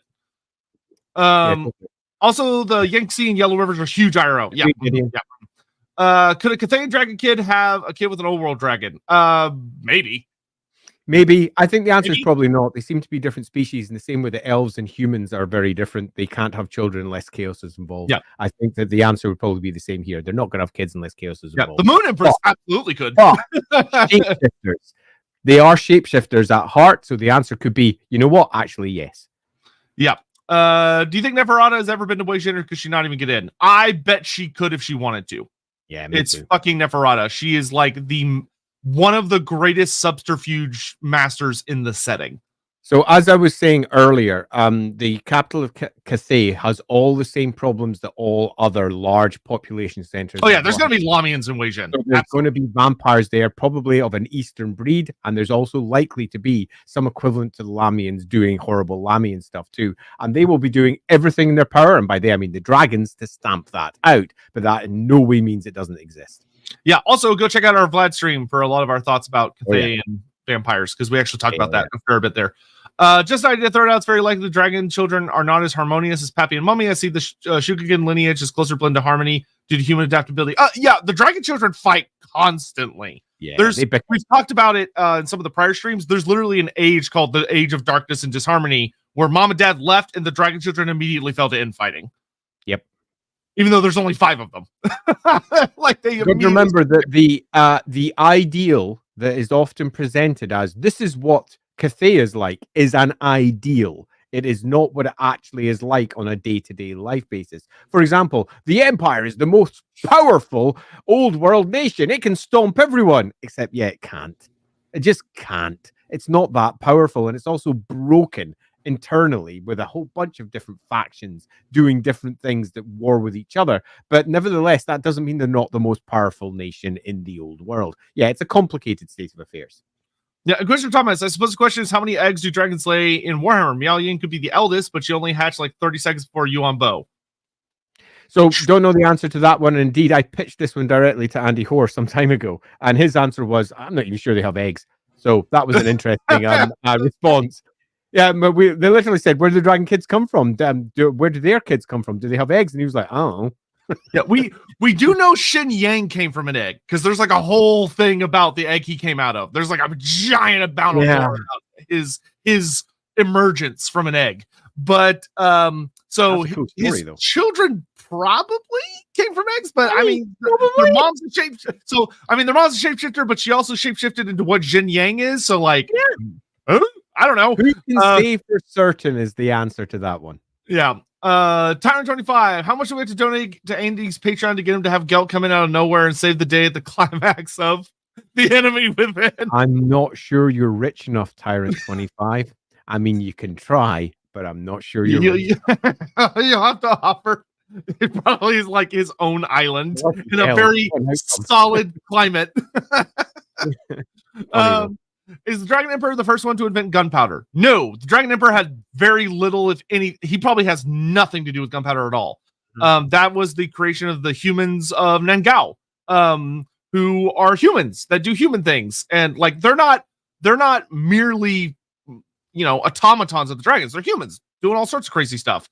There's actually a lot of really funny things hidden and talked about throughout the lore of that Yuan Bo. Whenever the humans do something new, he has to have it brought before him at the Palace of Scrolls, and there has to be a debate and an argument where he decides whether or not to approve whatever it is the humans have gotten up to, or whether to say, no, this is disharmonious, you must stop, and you cannot do this any longer. That's a huge aspect of his job that genuinely brings him no end of annoyance, because the humans are constantly doing shit, which is really funny to think about. One weakness of the Bastion according to Total War. Let's build a small city in front of the gates with much smaller walls that can be easily breached. It's a video game. They have to make it like fun. That's it. Yeah, realistically, there would probably be small areas where you're able to get through the walls that could potentially be attacked, but the Great Bastion it's basically never fallen. It's only had holes punched in it by like certain kinds of disasters where then the hordes of chaos pour through.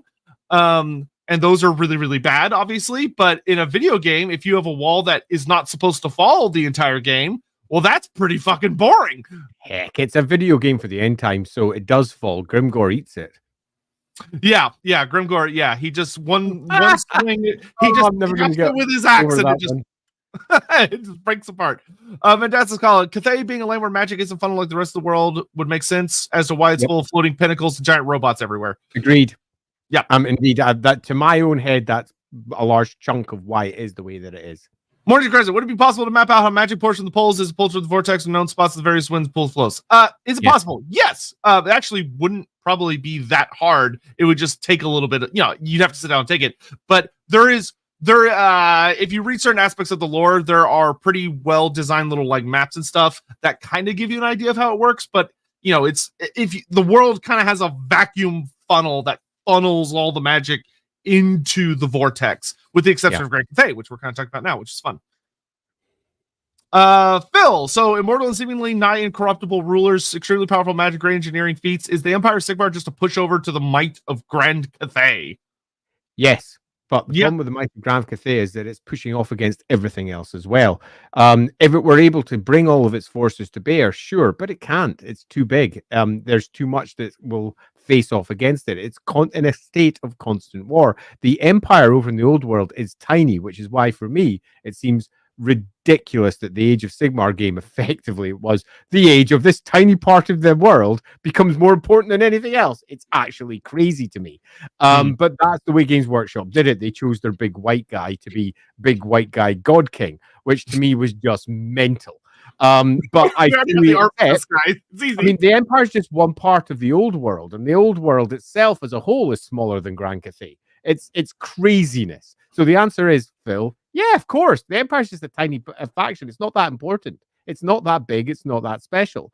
But in turn, Grand Cathay is too big to wield like that, and it has too many enemies to be able to be wielded. Nippon has beaten it multiple times. The Ogre Kingdoms have beaten it multiple times. Various folks around them have beaten them multiple times. And if you go by Total War, fucking Gelt takes over half of Cathay.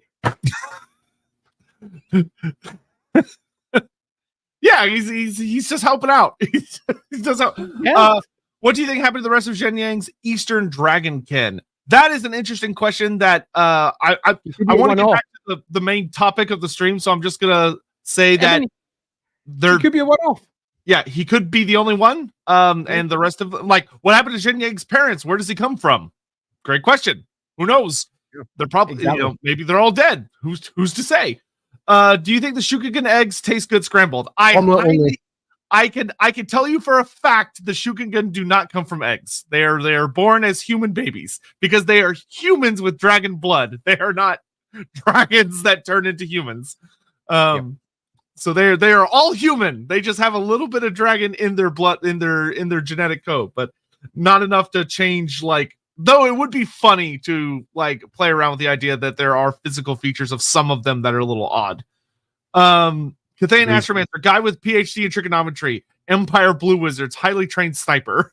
I mean, you could argue that, but I think that it's a little bit more developed than that. Most Blue Wizards, after all, tend to be old guys in colors up in towers reading the stars, but they are still, when it comes to being at war on the battlefield, quite extraordinary. Yeah. So the Celestial City, getting back to there's a lot of questions y'all have asked that are really, really cool and stuff, and now I can actually genuinely answer them and sit down with this. So the Celestial City, as we talked about, is a grand palace complex floating in the air above Weijin. And the only way to get to it, fun fact, if you're not a flying dragon, is that there's this giant mountain that looks like the talon of an unfathomably large dragon that reaches up towards the city. And at the very point of this mountain, the Celestial City hovers just a little bit away from it. So there's like a system that was designed so that certain kinds of items and people who can't fly can be ferried across this little mountaintop to the Celestial City, which also means it's a pain in the ass to get to. But, you know, the dragons like their flying city.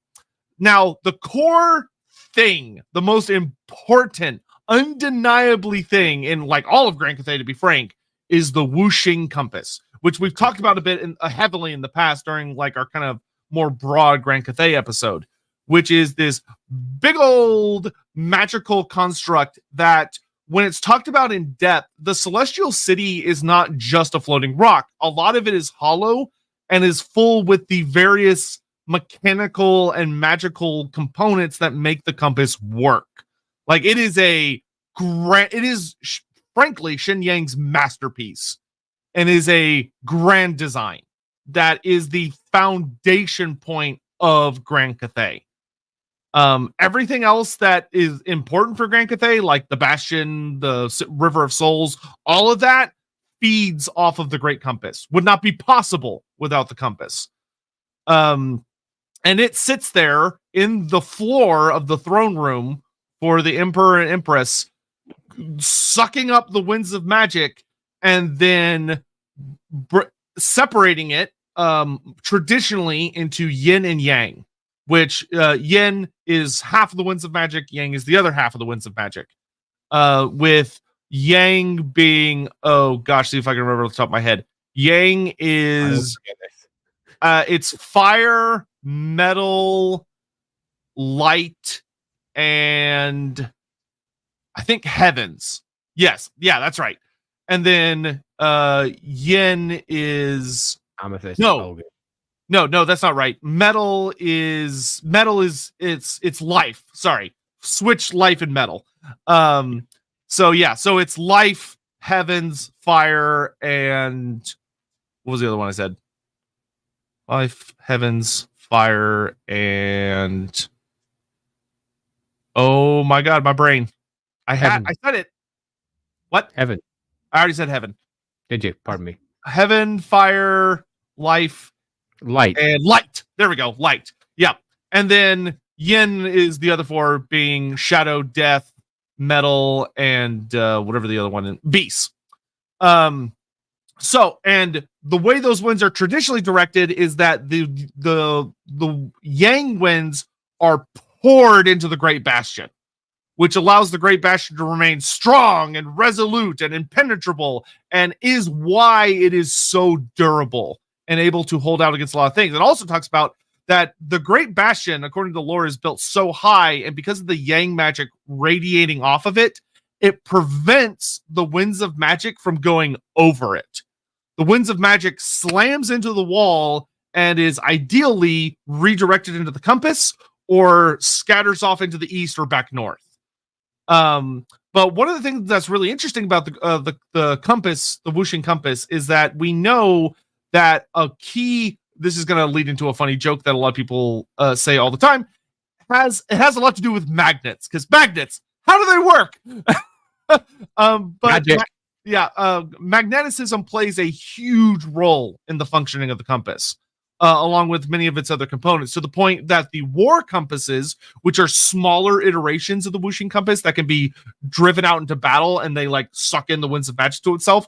One of the fascinating things that's talked about within the game that makes the big compass potentially even more terrifying is that in moments of dire need, the magnets can have their polarity reversed, which causes the compass to send magic out in like a big kaboom, like pulse type situation. But it's kind of an emergency only type situation where the little ones are able to use it to basically redirect anything that's coming at the compass. It just like scatters everything to protect the compass. But if you were to use it on the actual whooshing compass, the results would probably be devastating. But as for the yin magic, all of the yin magic is funneled into the River of Souls, which, because it is so heavily saturated with yin magic, makes it literally impossible to cross. Anyone who tries to cross it, canonically, will arrive on the other bank of the Dragon River dead, because their souls get ripped out of them and pulled down into the river. And you can't even fly over it. It's that deadly. Because there's just this magical effect that draws everything into it. And then in the depths of the river is sleeping Shiyama, the spirit dragon or the death dragon, and within whose dreams, whatever that necessarily entails, the Cathayan underworld exists, and the ancestors of the people of Cathay are kept around forever, seemingly, which is fascinating and also mildly terrifying. Yeah, on both counts. I think it's also worth adding at this point that it's very easy to start perceiving Cathay having its own cosmology almost. It runs everything differently. It takes the winds of magic and turns it into something else. They even use the winds in different ways. And I'll broadly say that's a nonsense, because I've heard it mentioned by multiple commenters and on various threads at points that Cathay is just different. It isn't. It's taking the existing cosmology that we know and using it in different ways, sure, but these are ways that have been brought up in multiple different similar ways by other cultures, by their factions, by their species across the Warhammer world. I'll give a single example. Yin and Yang as an idea is not Cathayan alone. It pops up in multiple places, and I'll give you one that you may not be aware of. It's at the very core of the High Elves. The symbol, the black and white symbol, is a High Elf symbol. It represents their primary god, Azurin. If you look through any of the old High Elf books, you'll find literal yin and yang symbols all over them, because it's the bifurcated mask, half white, half black, of Azurin, the primary emperor deity of the High Elves. Indeed, the entirety of the Elven pantheon is split now into two discrete halves, the Kadai and the Kaithari over on the other side, and those two halves split along the yin-yang divide as well. Yin-yang is very much a core concept of the Warhammer world, a split between one type of expression and another, without going into any great details with them. The Cathayans take this to an extreme in one direction, where other cultures and factions and species across the Warhammer world take them to different extremes and use them in different ways. But don't think that yin and yang is a purely Cathayan concept, and they are doing things differently here to elsewhere. This is something that has been a core part of the Warhammer world since pretty much 3rd edition. And the Cathayan representation of this is nothing more than an adaptation of everything that's come before and just reimagining it for a different culture. So don't think that what's happening here in Cathay is somehow new. It isn't. It slots in beautifully with everything else that goes out there. And if you take a look at even the tiny bits of lore we have for the Nipponese or the Cathayans, the High Elves and elsewhere, you'll find these concepts appearing again and again and again. Yeah, so there is something that's really, really interesting up in the Celestial City, because it's not just, so being a palace, it has 2 additions. Though I want to note that I am taking a little bit of a leap here in that presumably these structures are in the Celestial City based on what's talked about with them. It could be they're down in Wei Jin. It's not 100% clear where exactly these 2 things are, but they're fascinating and I do want to talk about them. The first is there is a special location, I believe, within the Celestial City, because it's not just the palace, it's a full complex that's got like gardens and a bunch of other really fancy things and living quarters and some other stuff. And it's called the Temple of the 2 Moons. And the Temple of the 2 Moons is a sacred place that it's a full-on temple, but there is an inner chamber that is one of, if not the most protected place in Grand Cathay, because within it there is the origins and the truth behind the magical concepts of yin and yang, both magically and philosophically, and maybe even in some more dangerous aspects. And the only people that are allowed within this chamber are the dragon-blooded people who are direct descendants of the dragons, in that the Shukengun, this is where they must go. It is the final step in their journey to master yin or yang. Because they have to learn all 8 of the winds of magic. They have to learn how to wield high magic, and then once they have successfully wielded high magic, they are then brought into this temple to go through the final steps to learn and master either yin or yang. Nobody seems to wield both. Like even the dragon children, it is, I think Yuan Bo is the only dragon who might wield both. I can't remember if he has yin spells. I don't think he does. I think he only has yang and then some other random lores. But someone correct me on chat if I'm wrong about that. But it is fascinating to consider what the hell could be in that chamber, because the name Temple of the 2 Moons opens up a lot of really interesting thoughts, because they're kind of acknowledging Morslib within that, which is a bit unusual for Cathay. I love this a little bit, because I remember when I first encountered it, my first thought was, right, so what does that say about the Emperor? Is there a reason we don't see him that much these days? Did something happen during the Cataclysm which put the Emperor in a slightly different place? Is there a reason that we don't have more kids that have been created post the Cataclysm? Is there a reason all the dragon kids are so old and the Emperor's had none since then? You know what? I think the answer might be yes. And it doesn't matter what the reason is. We are aware that at the very heart of all of Cathayan civilization is this idea of balance that runs right up to the very top, with the Emperor and the Empress representing both yin and yang in their own ways. And with our look at their yin and yang and their both ways as well, and the 2 moons, we've got obviously Mansleep represented by the Empress and the Emperor, Morsleep. And that, I think, is reinforced by this location, that the Emperor should be understood through the lens of Morsleb. And you could argue differently if you wish to do so, but I think you would be going against one of the core issues with Cathay as a whole, and that's that it's too perfect. Cathay as a Mhm. whole doesn't fit into the Warhammer world as it currently stands. There is a secret that has yet to be told. There is a problem with this place. The reason that Cathay falls apart in the end, why didn't the Emperor just come down and eat everyone in the end times? There's a reason. And this is our first very clear idea as to what has gone wrong with Cathay. And that's that potentially at the very heart of it, we have a Chaos Dragon or some equivalent. We have something that's gone wrong. We have a reason why the Emperor and the Empress are very rarely seen. We have a proper problem. Think about, for example, what happens with, is it called Last Kingdom? I think it is over on Netflix. Is it called that? The Korean drama, anyway, where the Emperor goes very wrong there. And we effectively find ourselves in Last of Us territory as everything goes super, super wrong because there's something wrong at the top. There has to be something wrong with Cathay. Now, I'm not saying that it's the Emperor. I'm categorically not saying that. But I'm saying if you were to write it and take a look at everything that currently is there, there is clearly a very strong implication that the Emperor is tied to Morsleb and that the Emperor has had no more children. Why?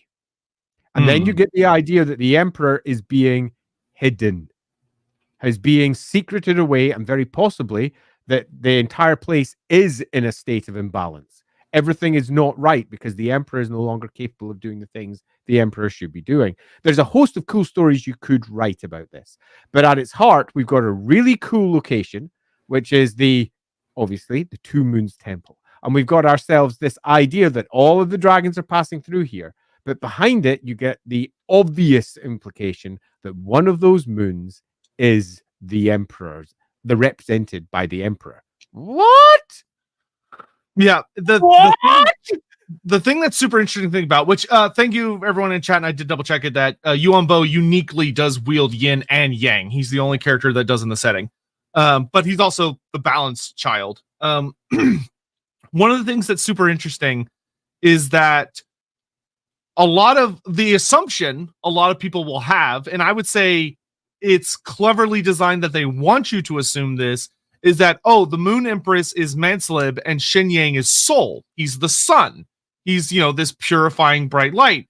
But when you look at the Temple of the Two Moons and read the text there of that it's kept extremely secret. No one's allowed in because there's something in there, and that the myths and legends about what is in there is the true origins of yin and yang.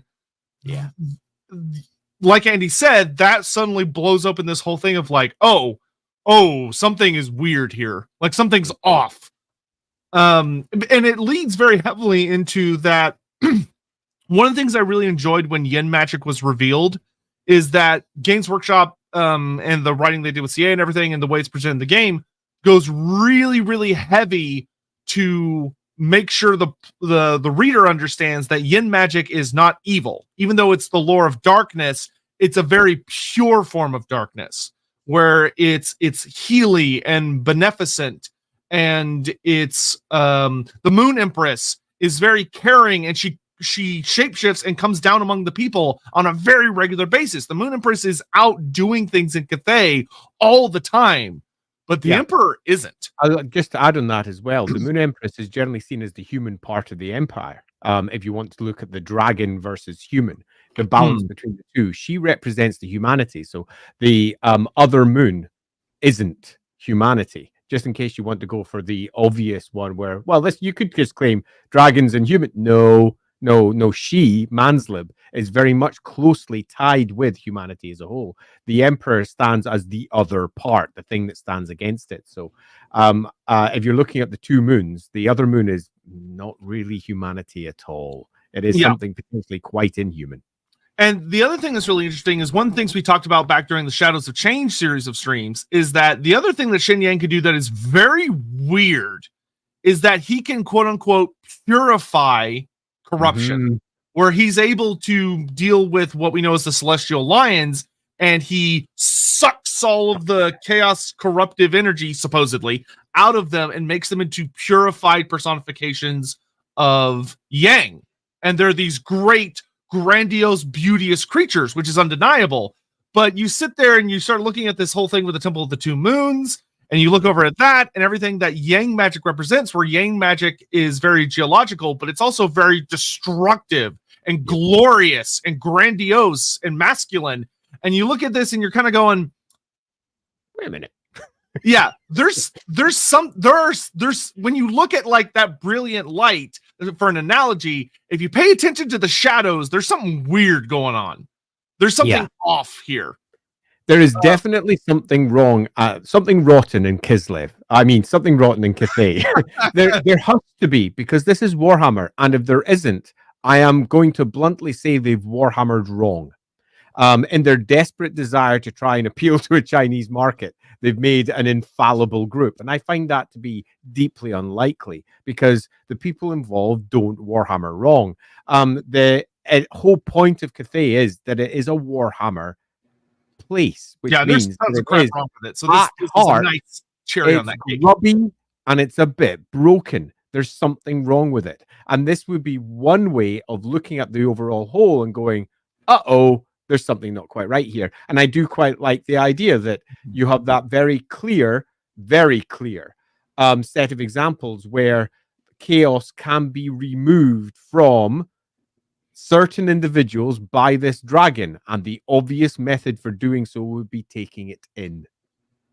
Yeah, and the other thing is that the Celestial Lions and their get were created a long time ago. A lot of Shen Yang was very, very active in the past. Like, he would fight personally in wars. He would come out and smash aside demon princes and chaos armies. He was a very active individual. But over time, over millennia, with the building of the Great Bastion, with him intensifying his efforts in the Wuxing Compass, and then most importantly, his disappearance, where he and his wife completely vanished inexplicably for somewhere between like 200 to 300 years, and nobody knew where they went. Even Yuan Bo does not know where they went, and it led to chaos and confusion. And then they show up when shit hits the fan, and save the day at the last second. And Shen Yang has not been seen since. Seemingly the only person, as far as we know, which later lore could contradict this and might prove us completely wrong, which is totally fine. We're just theory crafting here.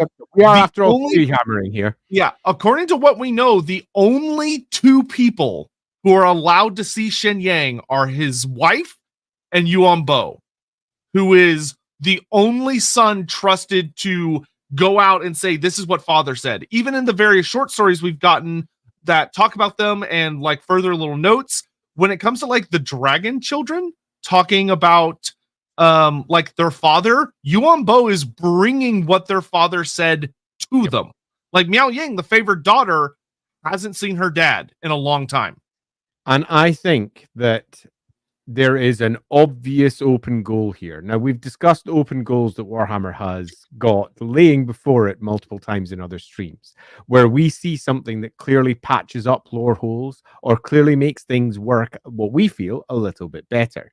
And in this case, we have a very open goal. And that open goal is the Emperor is tainted in some fashion or another, corrupted, is in fact perhaps a manifestation of corruption, is perhaps actually held in a state of chains or worse, in a state where they need to try and cleanse him. All of his great cleansing that he has done down through the millennia have built up and turned him into something else. There is a host of different stories you could make, but we have got ourselves potentially something rotten at the very heart of today.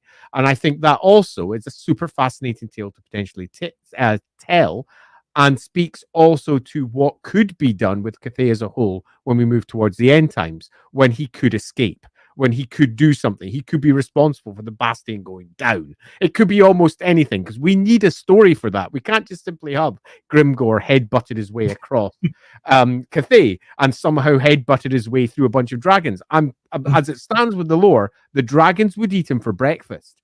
We're not talking about stat on stat and how it would work in Total War. We're talking about what that dragon can do by its description and what an orc can do by its description. And the dragon can eat an orc.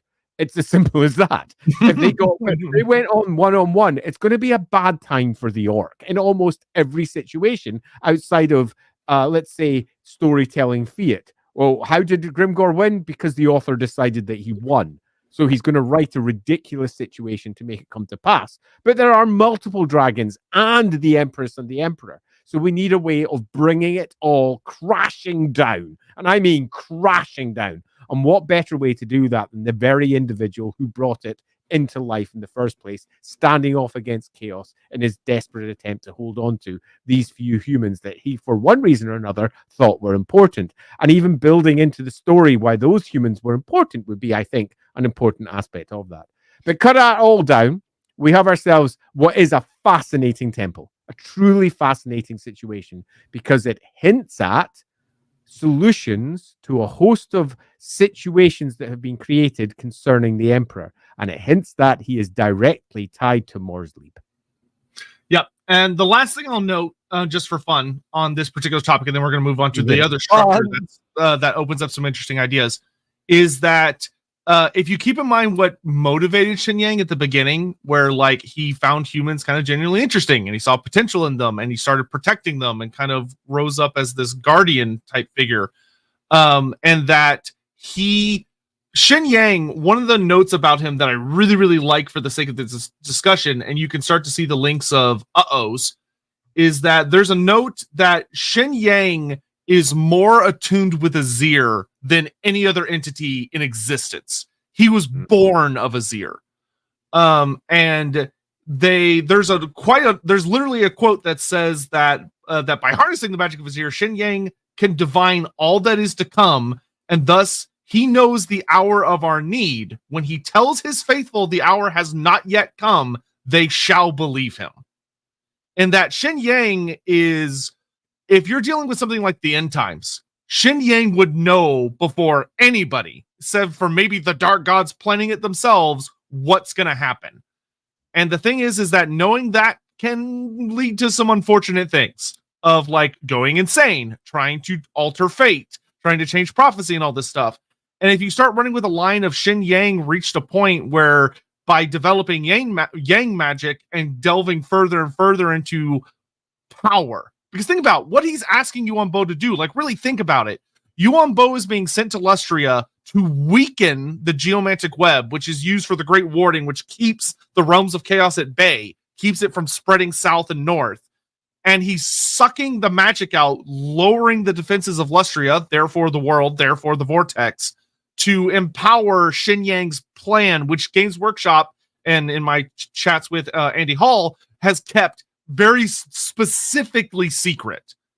The only thing I've been told that is really, really fun, I'm glad they kind of keep it secret because it allows us to do this, is that it is extremely important to the narrative of the end times, but they don't want to reveal what it is. But Shen Yang has an end times plan, and he is literally risking the safety of the rest of the world to enact whatever it is. But the thing is, it might not be a good plan. Totally. And I quite like the idea of that being, I quite like the idea of really building the drama there. That would be a better way of putting it than saying that this is the best output. With a little bit of thought, there could be a far better version of how this could be put into place. But we need to undermine Cathay to a degree, because if we don't, as was mentioned earlier, well, it sort of undermines all the other factions in the Warhammer world, doesn't it? Because they are so much smaller, they are so much less capable, they are so much less perfect. And Cathay is presented in such a glimmering dragons rule everything, they are beyond the pale in terms of perfection, that it's almost unreal, especially for the Warhammer world. And looking at how best to undermine that overall feeling and ensure that it can be brought down in a super cool way when we come towards the end times is, I think, a core component of building Cathay, not as a realistic place, because it's Warhammer, for goodness sake. Everything's dialed to 11. And yes, there are all sorts of internal conflicts that exist there. And yes, they have external, let's say, issues that they have to deal with. But all of that aside, it's also, this is Warhammer. It can't be perfect. It has to be a bit broken. There has to be mulch clogging up all the cogs. There's got to be reasons for why things aren't working. And that's not just held at the bottom. Ultimately, Warhammer is all about satire.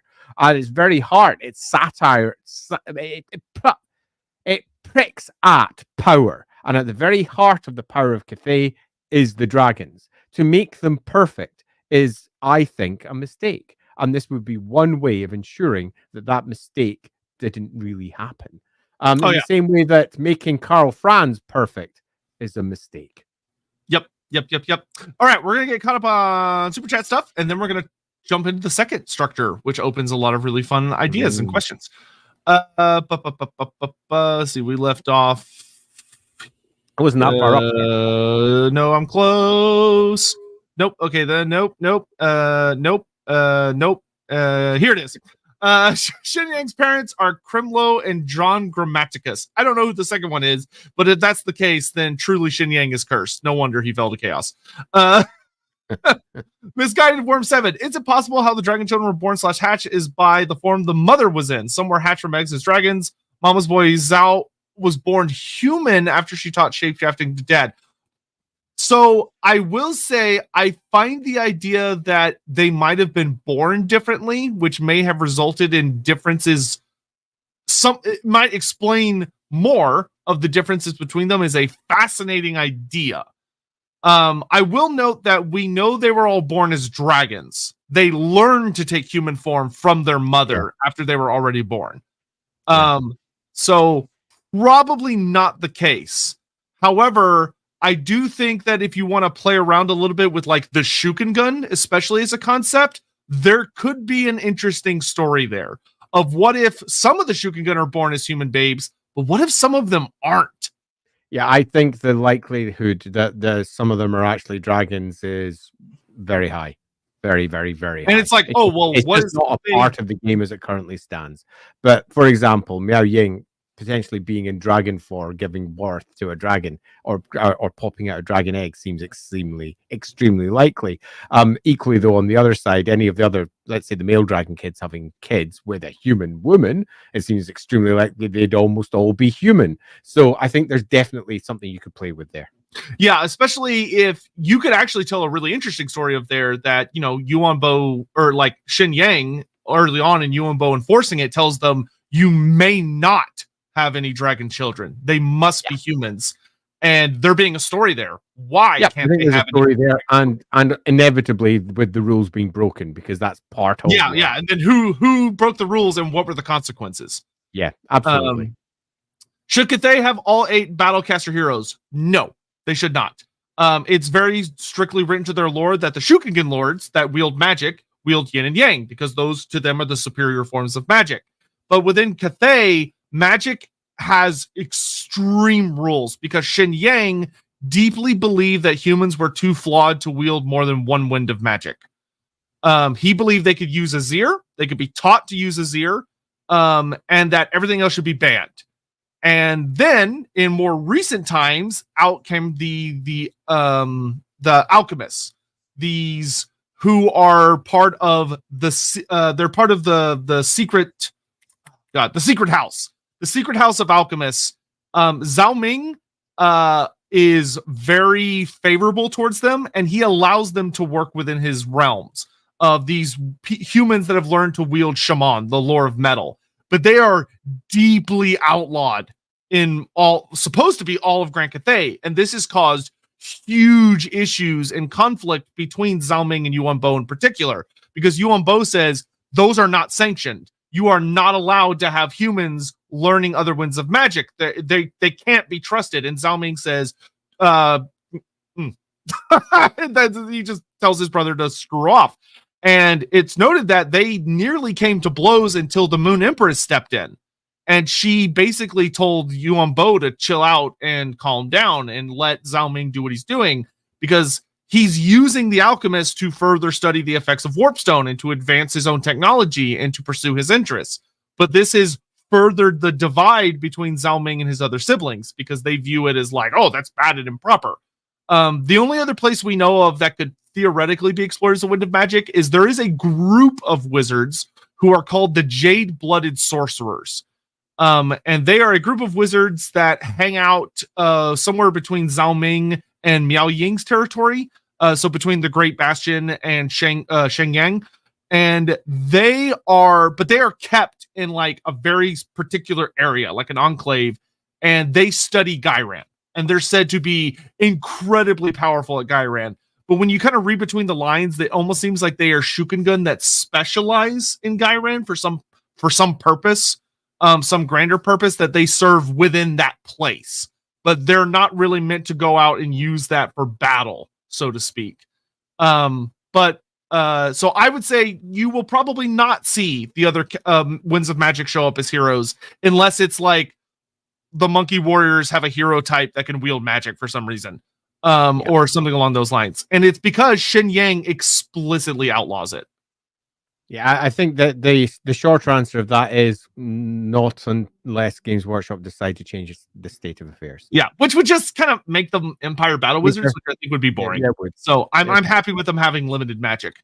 Me too. Grim Kelto, man, you literally have a different Grim Kelto every single time I see you. Grim Spider Grim. That doesn't even fit in the menu. No, that doesn't fit at all.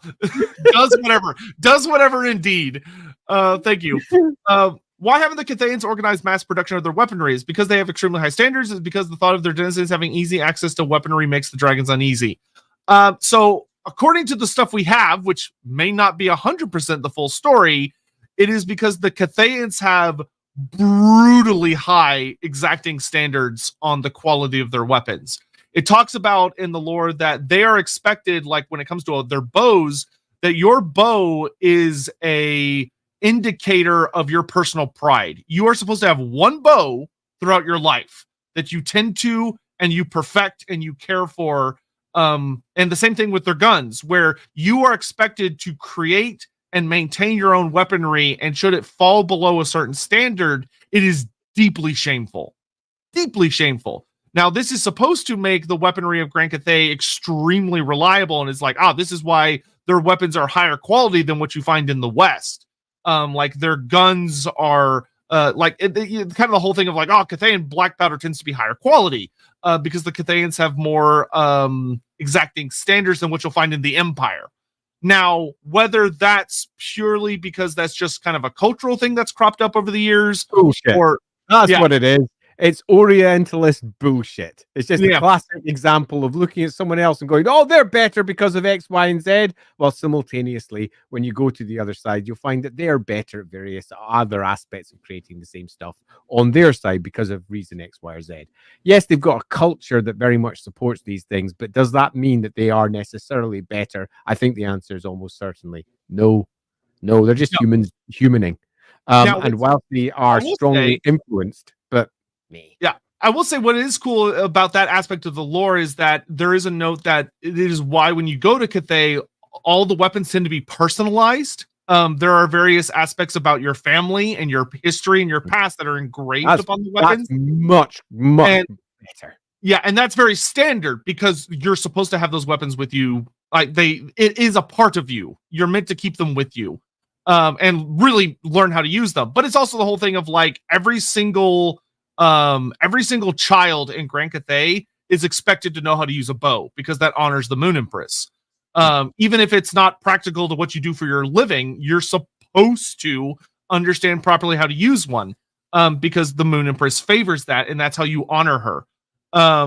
But that being said, the idea that the Cathayans have not delved into mass producing weaponry as an attempt to keep certain folks from having easy access to weapons that could potentially threaten uprisings or rebellions, especially when it comes to black powder, I do think there's a story you could explore there of that. Black powder weapons especially are not wielded by the peasantry. The peasantry use like bows and their spears and the weapons they maintain personally, but like, you get your actual gunpowder weapons from like the forges of Nangao or from the major cities, and those are once again individually produced for those and not like mass produced and spread out like you might find in the Empire per se, which if you want to go with the story of this is meant to make rebellions more difficult, that is a story you could explore. Yep. And like, especially I would say not necessarily that it makes the dragons uneasy, but it makes like the magistrates uneasy is a very interesting thing you could look into, because they're like, Cathay has bandits. They're all over the place. Humans being humans happens all over the time. But who boy, you better hope that like Yuanbo in particular doesn't have to come down to deal with your province because you're having problems controlling your people, because you're not going to like what he does.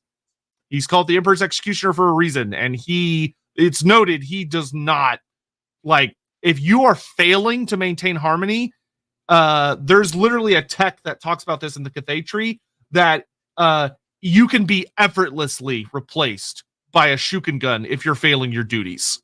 Yep, quite right too. Which is, spooky to think about. Is that why the Emperor can dechaosify? Yeah, we were talking about that. Yeah. We were talking about that earlier. The answer is almost certainly Hammond. Very possibly, yes, if you go with that storyline. Yeah, Firesnake, personal headcanon that the Monkey King was a creation of the Dragon Emperor.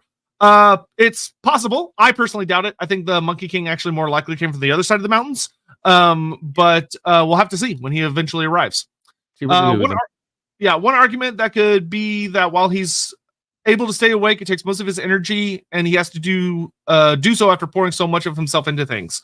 There is an interesting note that Shen Yang does not go into battle anymore after the creation of the Great Bastion, because he pours literally so much of himself into the Great Bastion, to the point that it's noted that should the Bastion ever fall, it's highly believed that Shen Yang would die if the wall was destroyed.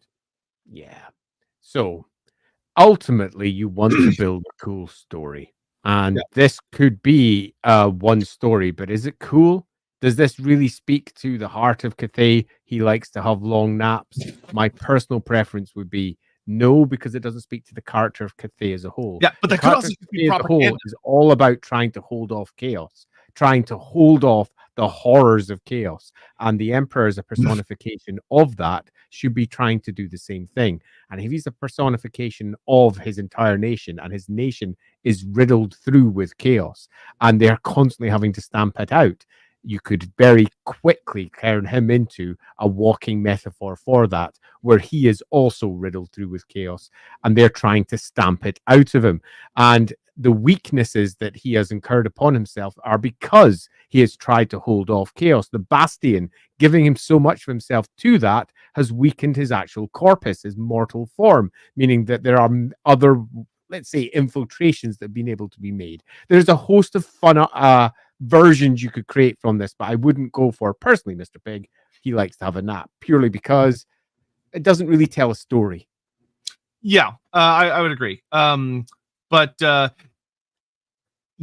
Yeah, it's also worth noting that it would be less likely to be like, oh, he has to sleep every once in a while, because once the Bastion was created, he no longer needs to put himself into things. He just directs the compass, because it's noted about the compass isn't always pointed at the Great Bastion or the River of Souls. Shen Yang or Yuanbo at times, when his father is absent, can actually point the compass at other things. Even within the lore, it's not just a game mechanic. Like, there are times where it talks about that they will send Yang magic, which once again is infused with life, into like the Nongsheng Basin in order to proliferate the crops and to make the rivers bounteous with life and to solve various issues. They're quite literally throwing magic at problems. Now, granted, it's considered kind of nerve-wracking to do this, because that means you're not putting magic into defenses. So you have to use this power wisely, but there are a lot of different places where the magic can be directed that has really fascinating effects, which for the people of Grand Cathay could lead to some probably very unique scenarios where you have constant people being sent to Wei Zhen to beg in front of Yuanbo to, hey, could you direct the magic at our lands because we're suffering, or there's a famine, or there's other things going on, and you have this cold dragon looking down on you who doesn't even have pupils because his eyes are pure white like the dragon children, deciding whether he can direct the compass to aid your people so you don't starve and suffer horribly. And he might go no, and of course he's not going to explain himself, but in his head he's doing these calculations of, can I afford to redirect the compass for whatever this needs to do, or do I know there's a chaos invasion coming, or do I know someone's trying to cross the river and it needs to be reinforced, or like there's this other great threat, which once again leads into some really fun storytelling. Tyrant, Grimgor was the incarnate wind of beast at the time, was he not? Yes, but we already don't like that for other reasons. Go check out our End Times Part 1 stream. I'm not going to wax lyrical on it because I'm keeping an eye on the time. But yeah, go watch that stream about why we think that that's stupid. He should have been just simply the avatar of like Gork. But that being said, even then, fighting like the 9 dragon kids and the Moon Empress and the Celestial Emperor by himself is stupid. Yeah, it is a lot. Summer Hawkins, it's good to see you guys with another Lorebeards stream, and even better to see Andy. Thank you so much for the lore conversation. Well, thank you. Thanks, Silver. Appreciate it. Shin Yang sounds like the God of War Odin. There are aspects of similarities you can pull there. Obviously, like God of War Odin is far more obsessed with like knowledge and wanting to know everything, so he has control over various aspects. But there are some similarities there. I fucking love God of War Odin. That's a great villain. Phil, we know Cathay has an anti-theistic civilization, but how would they treat entities like spirits of nature, such as treemen and dryads, which are present in Cathay and Total War? That's a great question. Yeah, I think that's I think, loosely speaking, that it hasn't been covered with a proper amount of depth, because spirits are a core component of the Warhammer world, etheric entities that move into the life of the Warhammer world and sink in through one fashion or another. It's particularly Eastern as well, in terms of how they, particularly when you move over to Nippon and their kami and how they represent as well. So you would almost certainly need to address this, but it's not been properly addressed. And I do feel, for example, there is one way that we could reinterpret our emperor. One of the reasons that he's becoming something different is because of the belief of his people, who are effectively deifying him. What if he is, beyond his own preference and control, becoming something different because of the very people that he tries to protect? What if the ultimate downfall of Cathay is the fact that he tries so hard to protect the Cathayans? There's lots of alternative ways that we can spin our dragon at the top. One is chaos. Another one is to take a more route like this, where he is becoming effectively an etheric entity, a spirit, like a god, the opposite of what it wants to become. So all of this needs examination and hasn't had it. And I'm not sure we'll ever really get it, because in this depth of understanding of how the Warhammer world is composed is rarely all that important for the war game or for the computer game, where all they're really concentrating on is the next thing you're going to hit, with perhaps a little quotation or two that provides some extra context for why you're hitting them, with maybe another quotation giving you a hint for something that could be. The only thing that's going to answer questions like this with any real depth is probably going to be a role-playing game, and that's going to require a writer who actually understands the broader Warhammer world as well as the Cathayan world that they're attempting to represent. Yeah, I will say the interesting thing that Total War did, and granted, this could absolutely have nothing to do with the lore.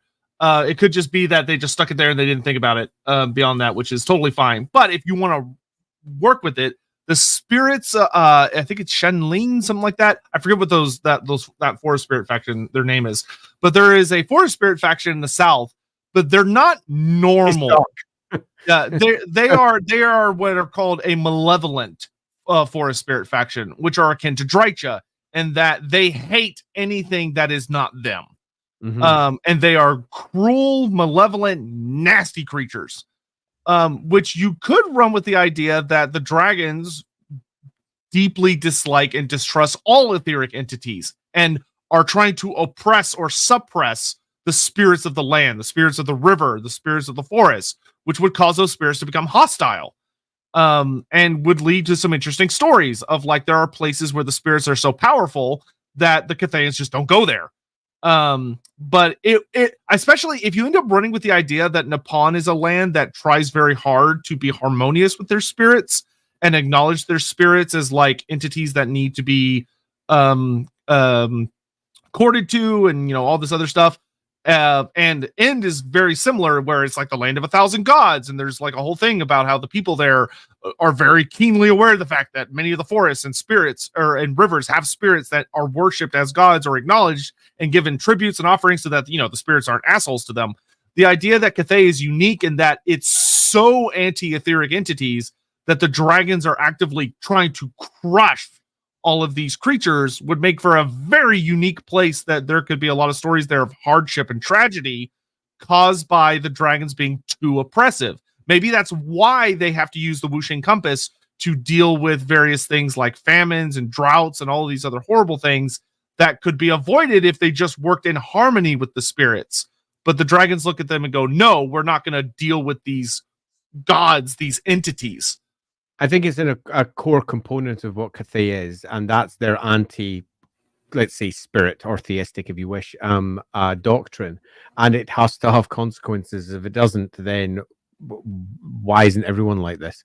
There clearly it should have consequences, and that'd be one way of resolving it. Corn G-Man, why Azir didn't go to Dragon Emperor? Oh, Dragon Emperor in the End Times. Doesn't mean he already left the planet / disappear. If you want the actual answer, it's because as far as Games Workshop is concerned, nothing outside of the Empire existed, pretty much. Harsh, but almost not unfair. Yeah. If you're looking for an in-lore reason, you could argue because he had already died or he had already left, he had enacted whatever his plan was. I would say that I would love to one day sit down and do like a potential what if rewrite of the End Times with all of the new lore we have, because you could tell some really wild stories. I definitely think that there is a massive gaping hole here in the rest of the world where clearly the End Times writers forgot that the rest of the world existed, or just simply didn't want to acknowledge it because it was too much fuss. Both of which is an unacceptable position. They could have created some cool, fun lore for their End Time books that didn't necessarily mean creating entirely new armies. They could have just simply said, this thing went over there, did a particular thing. We have a single example that comes back. Oh, look, the such and such from X has now become manifest with this wind. Yay. But they didn't do that. They just stuck with what they knew with the very small number of armies that they thought were important. And it was rubbish. Yeah. I mean, to put it bluntly, like the Ogre Kingdoms, which were a playable faction in the main core 5 books, do not get any mentions at all.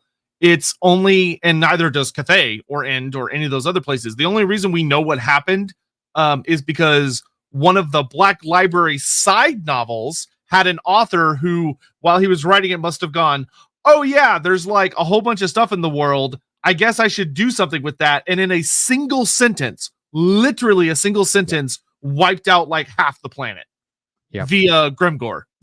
Yeah. Just amazing. Yeah. Adam Russo, Monkey King is one of the few that knows there's something wrong with the Dragon Emperor, and that's why they put out propaganda disparaging the Monkey King. I like that. I like that because that could work really well.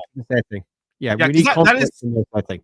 Yeah, that is something we've talked a lot about. Well, actually not on this Lorebeards, but like in a prior time when Andy Hall showed up on the show, is that the Dragon Emperor literally puts out tons of propaganda about the Monkey King, where like each different cardinal direction of Grand Cathay has different myths about what the Monkey King is, where like and each of them associates him with a different dark god. So like in the north, they're like, oh, he's a great gorilla that's red and he rips people apart. He's all blood for the blood god. And in the east, they're like, oh no, he's actually like he's like this big gross orangutan that's covered in boils and dripping in pus and putrescence and yada yada Nurgle. And then in one of the other directions, they're like, no, he's a spider monkey that whispers in people's ears and gets people to fight amongst themselves. And he's a conniving trickster, little bastard. And then the last one, they're like, no, he's a great baboon with a giant ass that fucks everything that he sees. And he's gluttonous and he's very Slaneshi. But none of that is true. Literally none of that is true. It's just propaganda. Which bluntly, yeah, sure. Yeah, sure.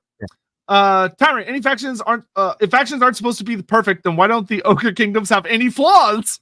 That is a very good question that Games Workshop have yet to answer, Tyrant. Yeah, they're just perfect. Absolutely perfect. If only we could all devour our own fathers. Truly, the world would be a better place. The Singemeister, Xin Yang did set up the Thieves Guild for balance. I don't know. Is that the case? That is not something that I'm aware of, though it might be hidden in the tech tree. Tech tree has as a writer for more than once. Just the idea of calling something a thieves guild just makes me sad. They didn't exist. I have no recollection of that, so I don't know if that's an actual this is something I saw written, or if that's just that could be a joke. I'm not sure, or a reference to something. It is in one of the texts. Well, then, yeah. I mean, though, Thieves Guild, they should definitely change the name on that. That's a boring name, considering that the Alchemists are literally called the House of Secrets, which is a great name.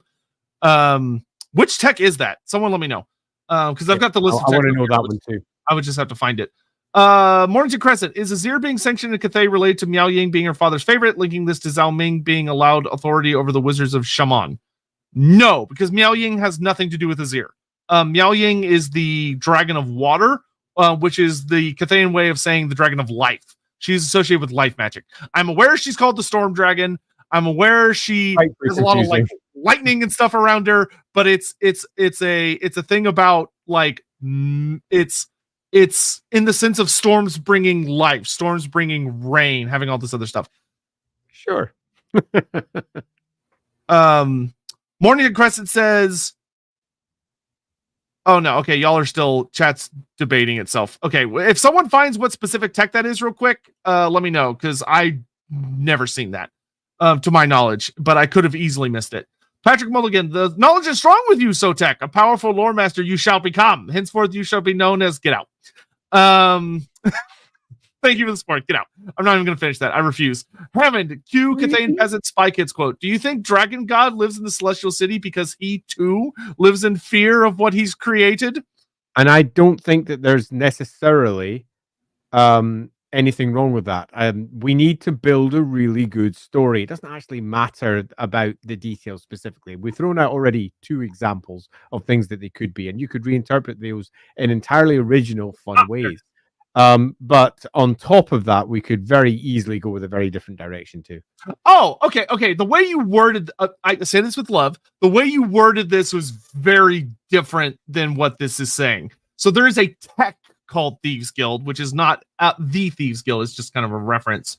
But it says that retired gate masters with the Dragon Emperor's tacit approval often train underworld denizens in the ways of the Jade Warriors. In this way, even criminals are taught balance. That's a Reformation program. Yeah, Reformation. That is people being reformed to fit within harmony, that is not the Dragon Emperor saying, let's teach people how to be thieves, or I'm going to make a Thieves Guild. It's saying the exact opposite. Yep, agreed. Mr. Pig, so could the compass pointing at the bastion help keep his corruption at bay? So when they have to divert it, it starts to spread. I mean, assuming there's even corruption there. I mean, it's a leap that we theory hammered into place purely because we need to have some fun answers to some unanswered questions. But I mean, could it? Sure, it could. Yeah, I would argue, you could also argue that it could corrupt him more. The more that you are throwing magic into it, the more you're throwing magic directly into a part of him. And that magic could, by its very nature, slightly corrupt him further. So the very process of supporting the bastion that keeps them out also makes him a touch more corrupt, which is a problem that they need to fix, which is why perhaps the Emperor and the Empress pissed off for a while, trying to figure out how to ensure that because he poured himself into this bastion, he himself doesn't corrupt in turn, which would, I imagine, for them be somewhat of a headache. So there's lots of answers we could have, and we could literally go in either direction on that particular problem and come up with 2 great stories. Yep. Tiblam, one child has been corrupted. All those purified chaos lions are just test subjects for trying to purify a fallen son or daughter, and it goes wrong and the father gets contaminated instead.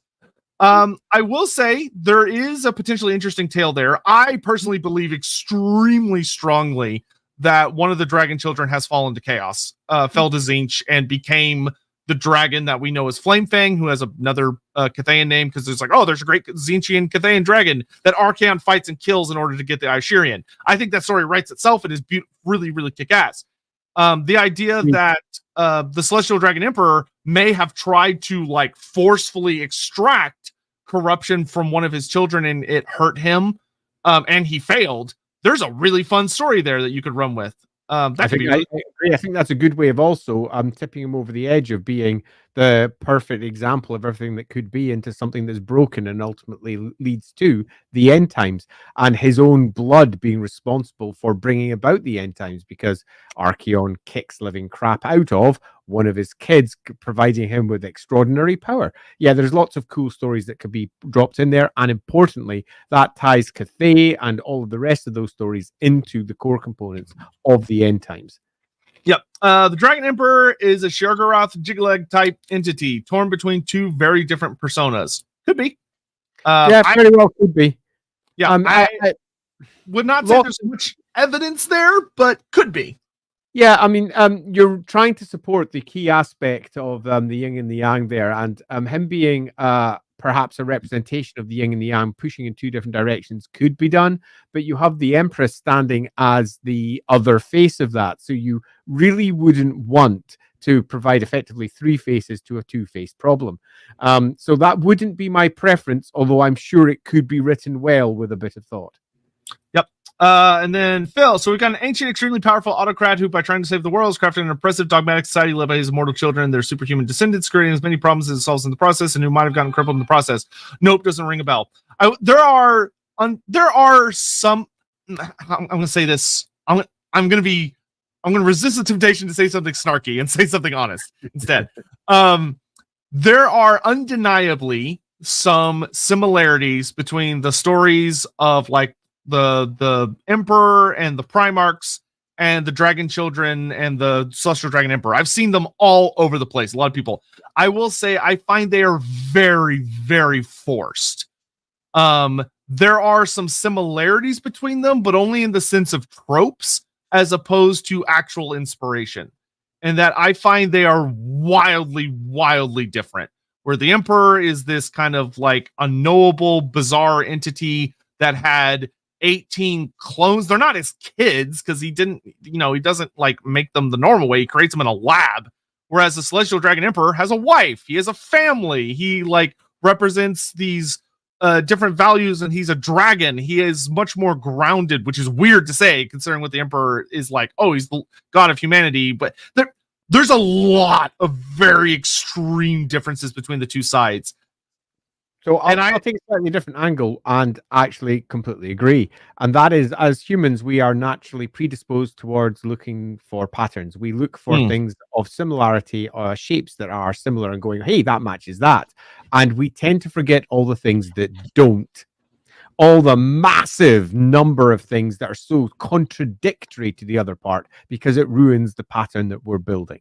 So yeah, sure, you can pick and choose. I could pick and choose something similar from most of the various factions in the Warhammer world and find something that would bridge over and build. And I could do this for almost any theory. One of the great joys of world building and theory crafting is that you can very easily go, oh, it's a bit like that, isn't it? It's a bit like that. But in this case, I think that whilst, yes, you could build this and you could even write to it if you desperately wish to do so. To do so would be to both diminish the 40k setting and also the unique nature of Cathay and how it's been built. And regardless of how various theories could be read to be similar as something else, the actual execution and the process of it would, unless you were literally trying to duplicate it, be so very different. With not just a few contradictory points, it would just be different. That I think drawing those analogies is, I mean, it's not weak sauce. Finding patterns is fun. But I don't think it is to the benefit of the setting there. Yeah, that all to say, I like, don't get me wrong, I've seen like literal fan fictions and fan art of like Dragon Kids and what Primarch they're the most like, or like what are the similarities, and like, yeah, keep it up. Those are super fun. Have fun with it. Have a good time. But I would say don't fall into the trap of thinking that, oh, this is clearly inspired and directly taken from the 40k Emperor and the Primarchs. I would say that's probably not true. It's probably from more standard tropes. Justin Keeley, Yang dying if the Bastion is destroyed haven't been seen since it was built. We think there's no hard evidence of that. That is something we're messing around with. Yeah. Needs constant Yang magic directed to it. The Emperor is the Bastion. Most information we have suggests that Shen Yang has been around. He's doing stuff. And it's still around. Yeah. I mean, you could build stories where that's the case, but I probably wouldn't, just because it's ultimately at its heart a bit ridiculous. And Warhammer works at its best when it skirts that line on the other side, where it's, yes, of course it's ridiculous and dialed up to 11 and crazy, but it's still grounded in some form of reality, and turning the Emperor into a giant wall is a bit rubbish. Yeah, I agree. I think just having it where it's directly tied into his life force is an interesting enough point. And you could also argue that it's just propaganda, that like the dragons tell the people of Cathay to make them fight even harder for the wall. But you could also say, oh no, it's totally true. And, you can do whatever you want with it. So that to say, let's get on to the last landmark thing, because we're running a little low on time. I suspect the thing I'm about to read is going to make Andy laugh. And the reason, I don't know if he knows what I'm about to read, but let's find out. I'm okay, looking forward to being lectured at. Go for it. So the reason I think it's going to make him laugh is because this falls so heavily into the goofy ass trope where the second you give a Warhammer writer a new toy, what he's going to do is he's going to immediately turn at something else that exists in Warhammer and go, well, this is better than that, when that was established as the best version of this thing. Because they love that shit and it's goofy. So this is the Paradise Gardens. The gardens. Once again, we do not know for sure if the Paradise Gardens are in the Celestial City or if they're in the city of Wei Jin. I suspect they're in the Celestial City based on its descriptions. But it says the following note, and then we'll kind of talk about it a bit, which is the Gardens of the Moon Empress are of an outstanding natural beauty, said to be more magnificent than even the heart of Avalorn. Because, fuck elves. Yep, fuck elves. Stupid pointy-eared bastards. Our garden is better. Now, the Paradise Gardens, you may hear that and go, okay, well, that's not that interesting. But it actually does have some interesting aspects to it, which is that the Moon Empress, once again, is incredibly active. She's out doing things. She tends a garden. She puts on disguises and goes down and heals the people of Cathay. She brings them gifts. And she is obsessed with creating life, whether it be in a sentient form or whether it be in a plant form. She is a grower, a creator to an almost obsessive degree, which is really fascinating. We kind of talked about how the Temple of Two Moons explores a lot about Xin Yang. This explores a lot about Mom. Yeah. Where you have this entity from another world, almost quite literally being from the moon itself, being from Manslib, who comes down to this world and she literally is obsessed and cannot stop herself with being so empathetic towards every form of life that it's almost ridiculous. Yeah, I think it really strongly speaks to her character and also strongly speaks to the Dragon Emperor's character, because ultimately it's all about balance. If she is this great nurturer, then he is that which cuts things off and brings them to an end. And in many respects, you can see him being the primary instigator behind the wars, the the ending of things which need to be ended regardless of what the Mom sword thinks. Yeah, he's the sword and she's on the other side. He's the scythe of death in many respects, where she is the giver of life. And if we are looking at this as a balance, then it would suggest that the entire concept of Cathay is hers. That she was the one that said we must protect, when he was the one that said we must stop chaos. And they came to the agreement of the best way to do so is through nurturing that which chaos will use against us. There's lots of theories you can go down with, but what we know for certain is that Grand Cathay is bound together because the good old honorable dragon, the emperor, decided that was the right thing to do, where the empress is often sidelined in terms of the actual story that's built up for this. I think it far more likely that our great nurturing character is the one who was responsible for this. It had nothing to do with honor per se. It had literally to do with her inability to see life come to an end in such a horrific fashion as chaos was going to offer, and her being the balancing point to him saying, I don't freaking care, and her saying, well, I do, because that's who she is. She nurtures life. He does not. He cuts off life and brings it to an end. He squirrels away while the old ones destroy the world, and he does nothing. Fuck all. He lets the world burn while he hides away elsewhere, where she goes, no, we can't do this anymore. She is the opposite of what he seems to represent, which is the darker aspects of the character. He is a winnower, not a nurturer. He is an ender, not a beginner. So the very concept of Cathay seems to be hers, I would argue, at least from the very nature of their characters. And this location, which is a representation, consider it the opposite of personification. It's a geographical location of a character. It pretty much is a location to say who she is. Who is she? She is the nurturer. And what do we have for him beyond seeing what his kids are like? And the influence he's had upon them, where half of them are monsters. Autocratic monsters. And that's what appears to come largely from him. Yeah, I will say, though, there is a fun, sinister aspect that I think the gardens work as a perfect analogy for, and that a garden isn't just simply letting everything grow and just being fine with that, but it's also pruning. It's also getting rid of problems and disease and making sure things grow beautifully. And the thing is that the Moon Empress created the Crowmen. Like, the creatures that spy on the people of Cathay every day and watch out for problematic elements and brutally murder them. And like many people, there's a whole thing about how the Shukingans that are aware of the Crowmen, or those that are aware of them, say, I don't understand why the Moon Empress trusts them. They're terrifying. They're monsters. And yet they're her agents. Like, these creatures are horrifying.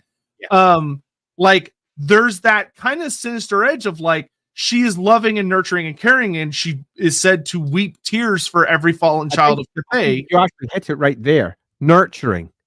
Yeah. Nurturing requires care. It requires doing something. It doesn't require life going out. The Nurgle method. Facing everything without protection. No, it's nurture. She is a mother. She nurtures and protects. And to protect and nurture requires constant vigilance. You don't let your toddler just wander around the house full of sharp knives without being watched. You're constantly looking after your kids. And to her, she's constantly looking after her kids. The Onyx Crowmen are nothing more than another representation of that. Then, for all they may appear monstrous to others, a parent telling off a child can seem monstrous to someone who doesn't understand how children need to be told off when they do things wrong, so that they can become hopefully better people and hopefully won't endanger themselves again by straying too close to an outlet or a power outlet or something similar. Okay, you tell the child off, don't go there. That can look, if you just see it in exclusion, terrifying, because they're getting shouted at or something. It's emotional abuse. It's terrifying. No, it's all part of the nurturing character represented in a slightly different way. The Onyx Crowmen are nurturers of society. And indeed, I think that she is a perfect representation of all of those aspects. She is cultivating it. She's nurturing it. She's caring for it. Cathay is, in much of its character, a representation of her looking after everything, where things like, let's say, the things that hit stuff appear to be far more dad's side rather than mum's side, where dad's like, if anyone comes after my kids, I'll fucking punch them in the face. That's what I'll do. Where she's like, no, I'll make sure my kids can look after themselves because I'll care for them. Where he's like, no, I'm ready. I'm going to go right to their house. Bosh! So a very different nature, a very classical masculine and classical feminine way of dealing with these things without necessarily lapsing too much into stereotype. Yeah, which ties well into the aspect that even the Cathayans understand Yang is a masculine element, whereas Yin is the feminine element. And the other thing that I find actually really, really fun about Yin and Yang when comparing them against their creators is that how, and I actually think I can see in here how in particular they kind of fell in love with one another, is that like you have Yin being this element of darkness that has kind of many sinister aspects. Where's the Azir in there? God damn it. Yeah, but it's like, but there's also the lack of life, that without Yang, Yin is oppressive. It's dark and foreboding and sinister in a lot of ways. It's not evil. It's not, but it's spooky, so to speak. But in Shin Yang, there's light and life and fire and warmth. Everything that Kuei Yin seems to deeply love and cherish. Where in a similar light, though kind of a little more terrifying, I think Shin Yang truly loves the dark elements of what Shin Yang represents and loves many aspects about her. But it's interesting how their personalities almost seem to draw more from what the opposite represents as opposed to what they individually represent. Compared to, like, obviously they represent well their masculine and feminine elements, and like Shin Yang is very explosive and the things he creates are very flashy and over the top, whereas Shin Yang is far more subtle and in the shadows. But when it comes to like the true cores of their personality, you can see how it almost seems like they brought out, I think in the grand scheme, better parts of one another, which tells like a really fun love story that I think is really, really good. And could, if like someone were to tackle it as a short story, it could be really beautiful, but also kind of tragic at the same time. But that is to say that the Paradise Gardens, which fun name, I like that a lot, is Paradise Gardens, also ties very much into that Kuei Yin has such a unique obsession with plant life, where her favored location in Grand Cathay, like you might think, oh, it's like the top of a mountain peak because it's close to the moon, or like blah, blah, blah, blah. No, it's a forest. The forest of Kunlan is her favored desired location. It's far from the city, and it's a great forest that's along a set of central mountains in Cathay, but she goes to great pains to visit the forest when she can, and has the lumber brought from the forest of Kunlan, or the forest of the moon as it's sometimes known, to Weijin, where she does things with it. And it's not exactly explained. That was a way of phrasing. You could have let it slid. Oh man, I need to stop. You could have let it go. There we go. Oh, but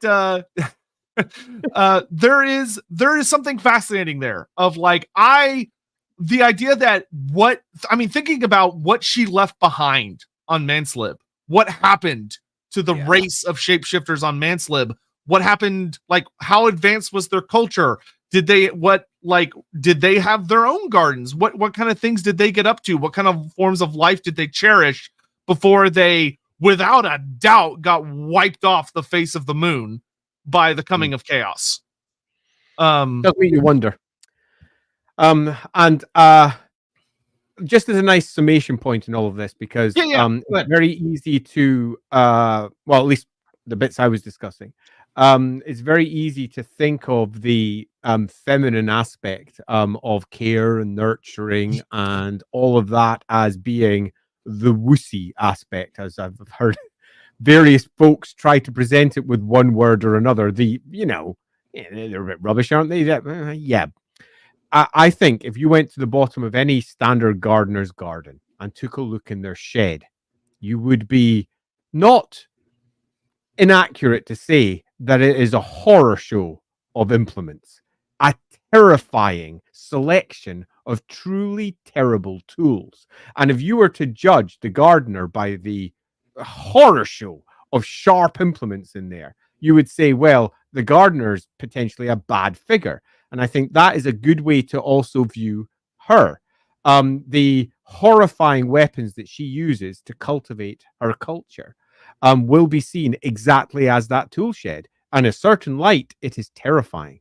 It is awful. And how could that possibly go hand in hand with this seemingly serene figure who is making her way through her gardens and her forests, looking purity and light? And the answer is because cultivating things, nurturing things is a tough job, a really hard one.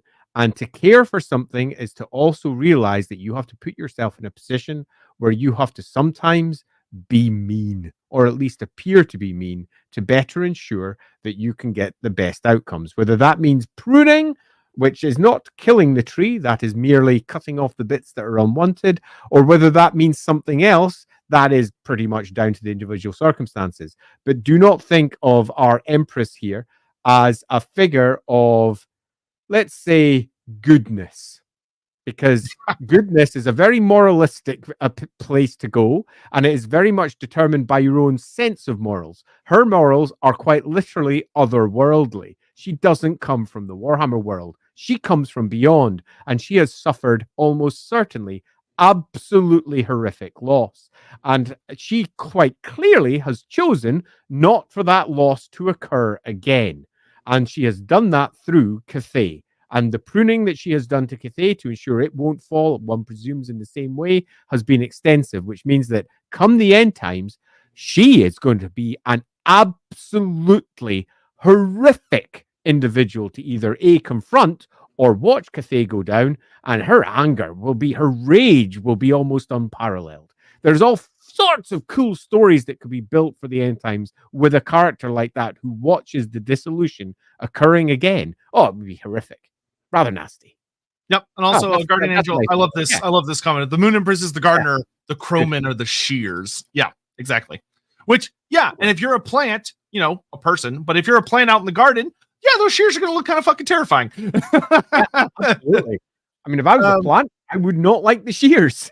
Yeah, no, thank you. You know, my fingers. Yeah, dick gardener. Charles CK, as we're kind of coming up on time here. Charles CK, given a lot of the later end times-ish Warhammer stuff is being built into AOS and altered through AOS, could the Emperor's connection to Azir connect him to the AOS Star Dragons? I would not be shocked if there is a Games Workshop writer somewhere lurking within GW headquarters who is kicking themselves that they didn't they didn't create Grand Cathay before, so they could have made Dracothian, who's the big bad Star Dragon of AOS, just Xinyan. Having survived into AOS, but taken on a new form as a living constellation. That being said, I would not be shocked if they ended up playing with that in the future. Right now, the answer would probably be no, but that could easily change. Yeah, I mean, this is just going to get rewritten into the lore at some point. It seems almost inevitable. Regardless of us purely focusing on the Warhammer side of things, where we just look at Warhammer and what makes sense there, and the Emperor and the great question marks that sit over the Emperor, and how exactly that Dragon Emperor could manifest. It literally doesn't matter if Age of Sigmar goes, actually, he's this. The second you do that, he is now that all the way back into Warhammer, and they will rewrite Warhammer to match. So as much as we can sit here and theorize without worrying about what will happen in Age of Sigmar, the reality of what occurs means that I would not be surprised if in this version of Age of Sigmar or the next edition, they go, right, we've got all this Cathay material, it's now time to incorporate it. And characters that were one thing in the previous edition suddenly become something different in the new edition. Do not think that Games Workshop is above rewriting what appear to be solid lore purely to match their intentions, because they will again and again. The idea that the good old Emperor Dragon is not going to appear inside Age of Sigmar is, I think, a foolish idea. It's going to happen. And almost certainly they won't care about what makes the best story for Warhammer or Cathay. They will only care about one thing. How can we use a big fuck off Emperor Dragon thing in the best possible way? And how can we make it super, super awesome?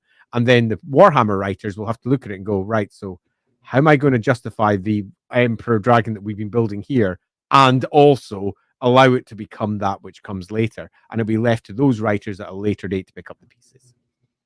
Yeah.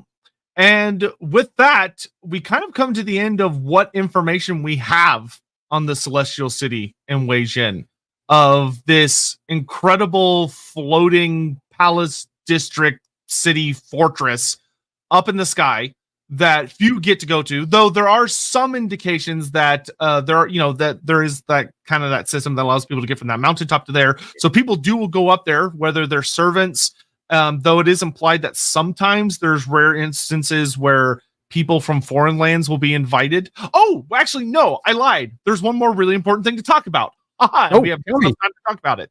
The Monkey King. So there was an incident where there about 200 years ago, while the Great War Against Chaos was raging in the old world, Cathay had their own problem, but it didn't come from the north. It came from the south, which is that the Monkey King, whose name we do not know at this point, who lives down in the mountains of heaven, which are to the southwest of Cathay. They're the mountain. It's like the biggest fucking mountain range there is. It's horrifyingly huge, even compared to the ancient giant lands. And it separates the kingdoms of End from Grand Cathay. And the Monkey King resides there, and he's been there for a long time. He's got his own whole race of what are simply known as the Monkey Warriors right now, though we will probably learn more about them in the near future. There are a lot of rumors coming around that the Monkey King is actually coming to Total War quite soon.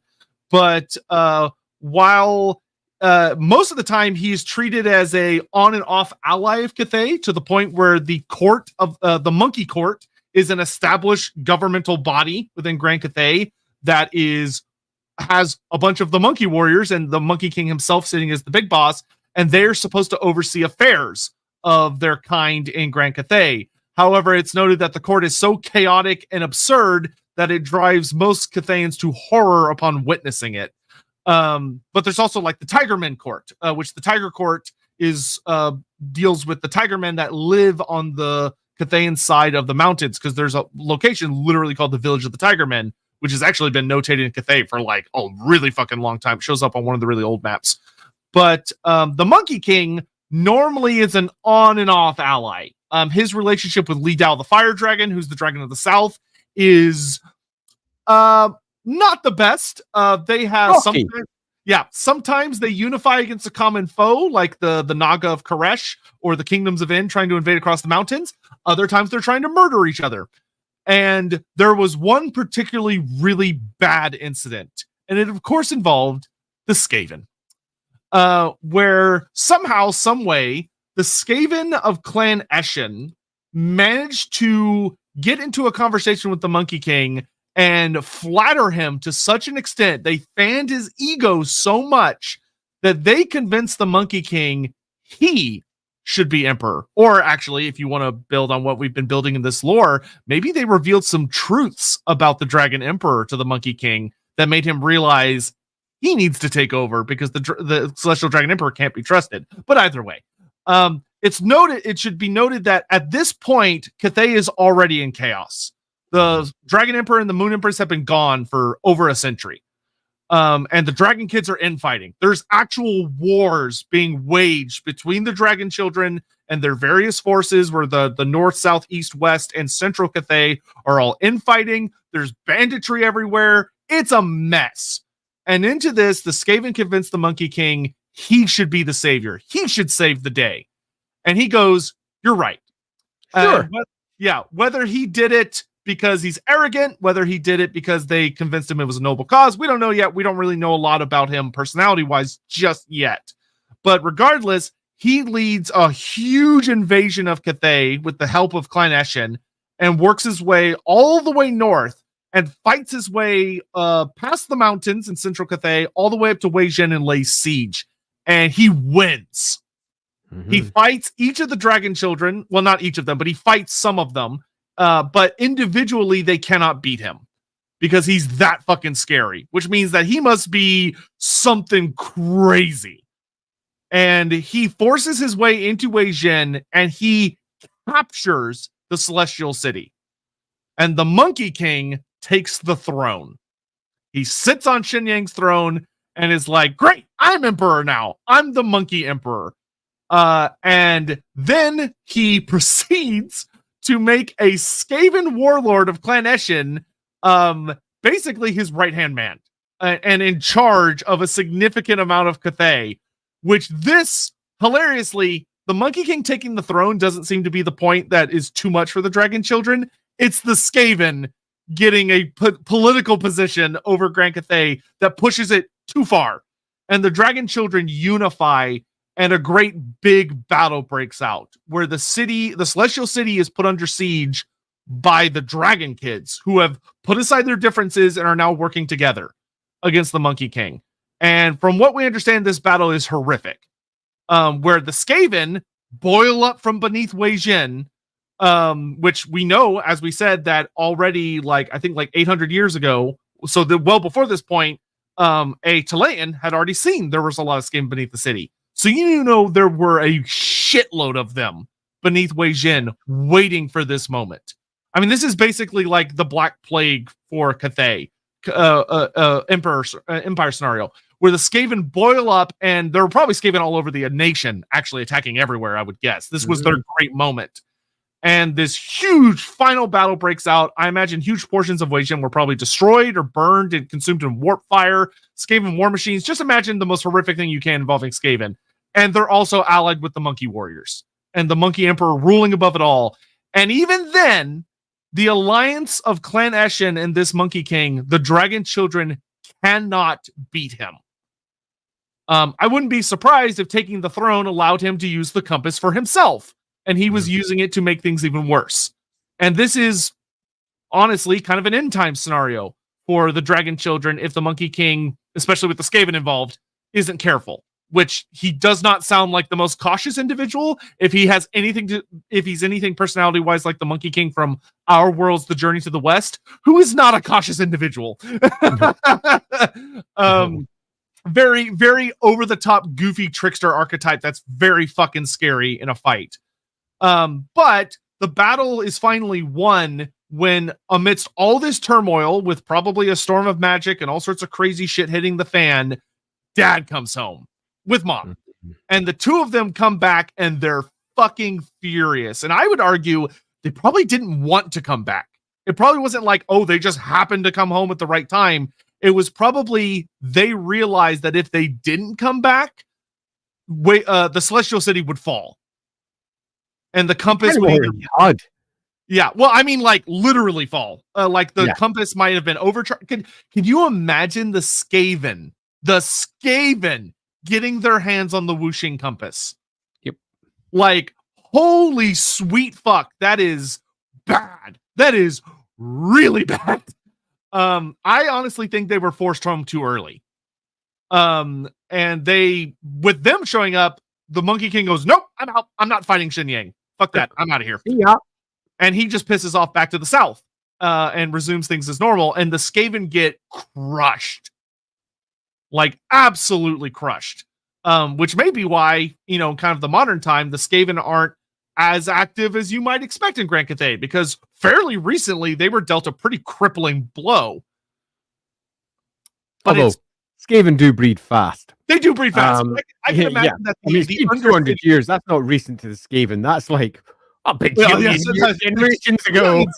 Yeah, but it's interesting to think that I would wager to say that the Undercity, which I didn't actually think about this before now, the Undercity beneath Wei Jin may be in far worse of a state than we would initially assume, compared to the likes of Under Altdorf or Under Mindenheim and stuff. Because with the Skaven boiling up, Cathay would have been like, that needs to go. Purge. Yeah. Interesting story. I like all of it. I like Mom and Dad coming home and having to stop whatever it is that they're doing. I like the ramifications of this being potentially the ultimate downfall towards Cathay as a whole, because they didn't get to finish off what they were intending to do. There's lots of cool seeds that are sown here by this story.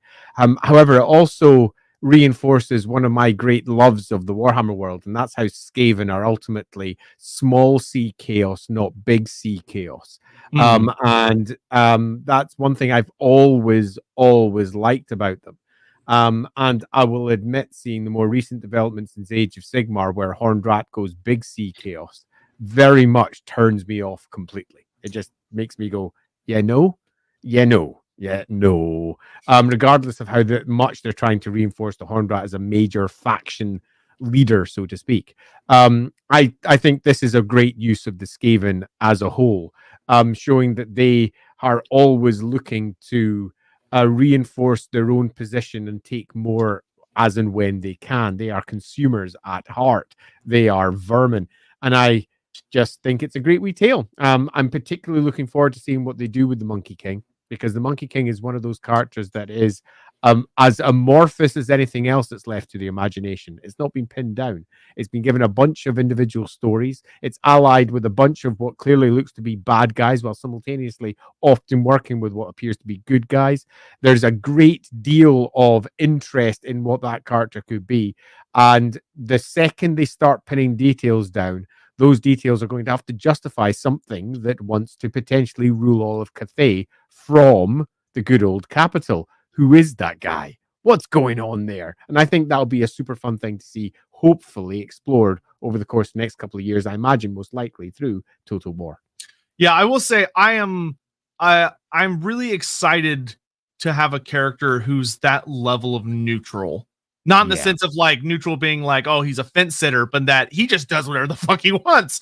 And whatever's opportune for him at the time. Like, really, the closest thing we have to that are, like the Ogres and the Tomb Kings are often considered fairly neutral factions. And it's been a long time since we've had a new one introduced. I mean, the Ogres came out like the actual, that was a long time ago now. Yeah, that was a long time ago. So the Monkey King represents a really 6th edition, but it was like Ogre Kingdoms. Yeah, it was pretty early in 6 too. So that was like early 2000s. But yeah, there's a lot of really fun stories there. But that after I read, actually, I'll let us do kind of our outro thing, and then we'll get caught up on the super chat stuff. Of that kind of brings us to the end.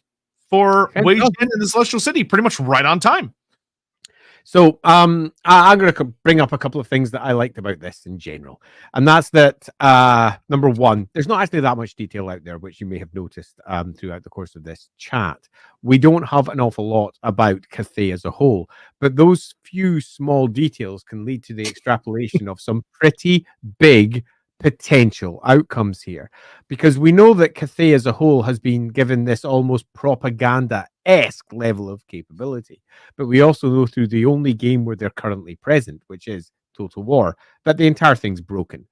Broken to its very core. Come the end times, there's warring factions and difficult groups, and they are not working well together. The Dragon Kids aren't working well together either. And the capital sits there as an almost representation of the overall state of Cathay. And I'm, as I say right at the very beginning, intrigued as to where it came from. And the answer is a very, very, very, very long time ago. The dream of two individuals who had their kids and a desire to protect one of the, let's use the classic terms, tribes of humanity. Let's call them the Cathayans. They chose to protect one of the tribes of humanity for whatever their individual reasons were. Doesn't matter if it was the Dragon Emperor that chose this or the Empress. As a unit, as a combination of yin and yang, they chose to protect this city. And this city, over the course of time, came to represent the yin and the yang of their very lives. Everything that they had brought to the table, that they represented in their nice little swirl of disparate characters, was represented not just through their city, but through the entire empire that would eventually build around it as Grand Cathay became a thing, as the great spirity Soli River pops up, as our great bastions put in place, as they expand outwards and each of the Dragon Kids take over certain parts of the empire, with the imperial capital, for all it feels center, it's not directly in the center, standing at the heart of it all. Pardon?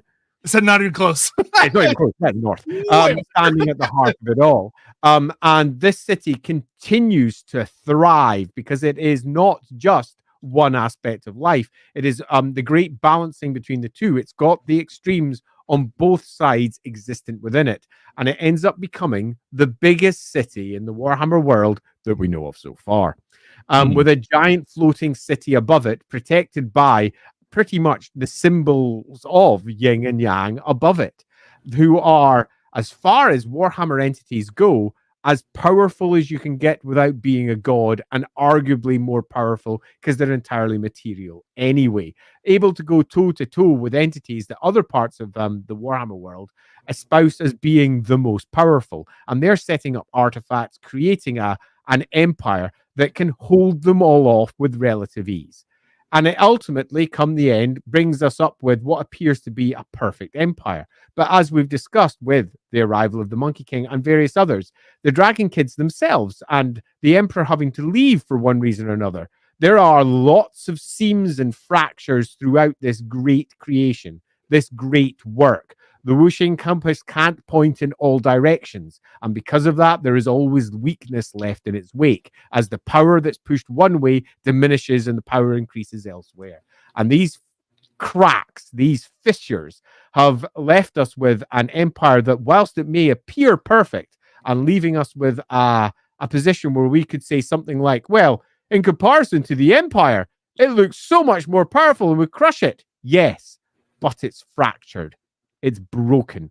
And the kids squabble. They need their parents, or they go off in their own directions, have their own concerns, whether that's the moss whispering away in one of the kids' ears, or whether that's the fact one of them just likes doing her own thing, or whether that's one of them is far too stern to do the job that she needs to do, or whether that's one of them literally crushing underneath the weight of responsibility, whatever it might be.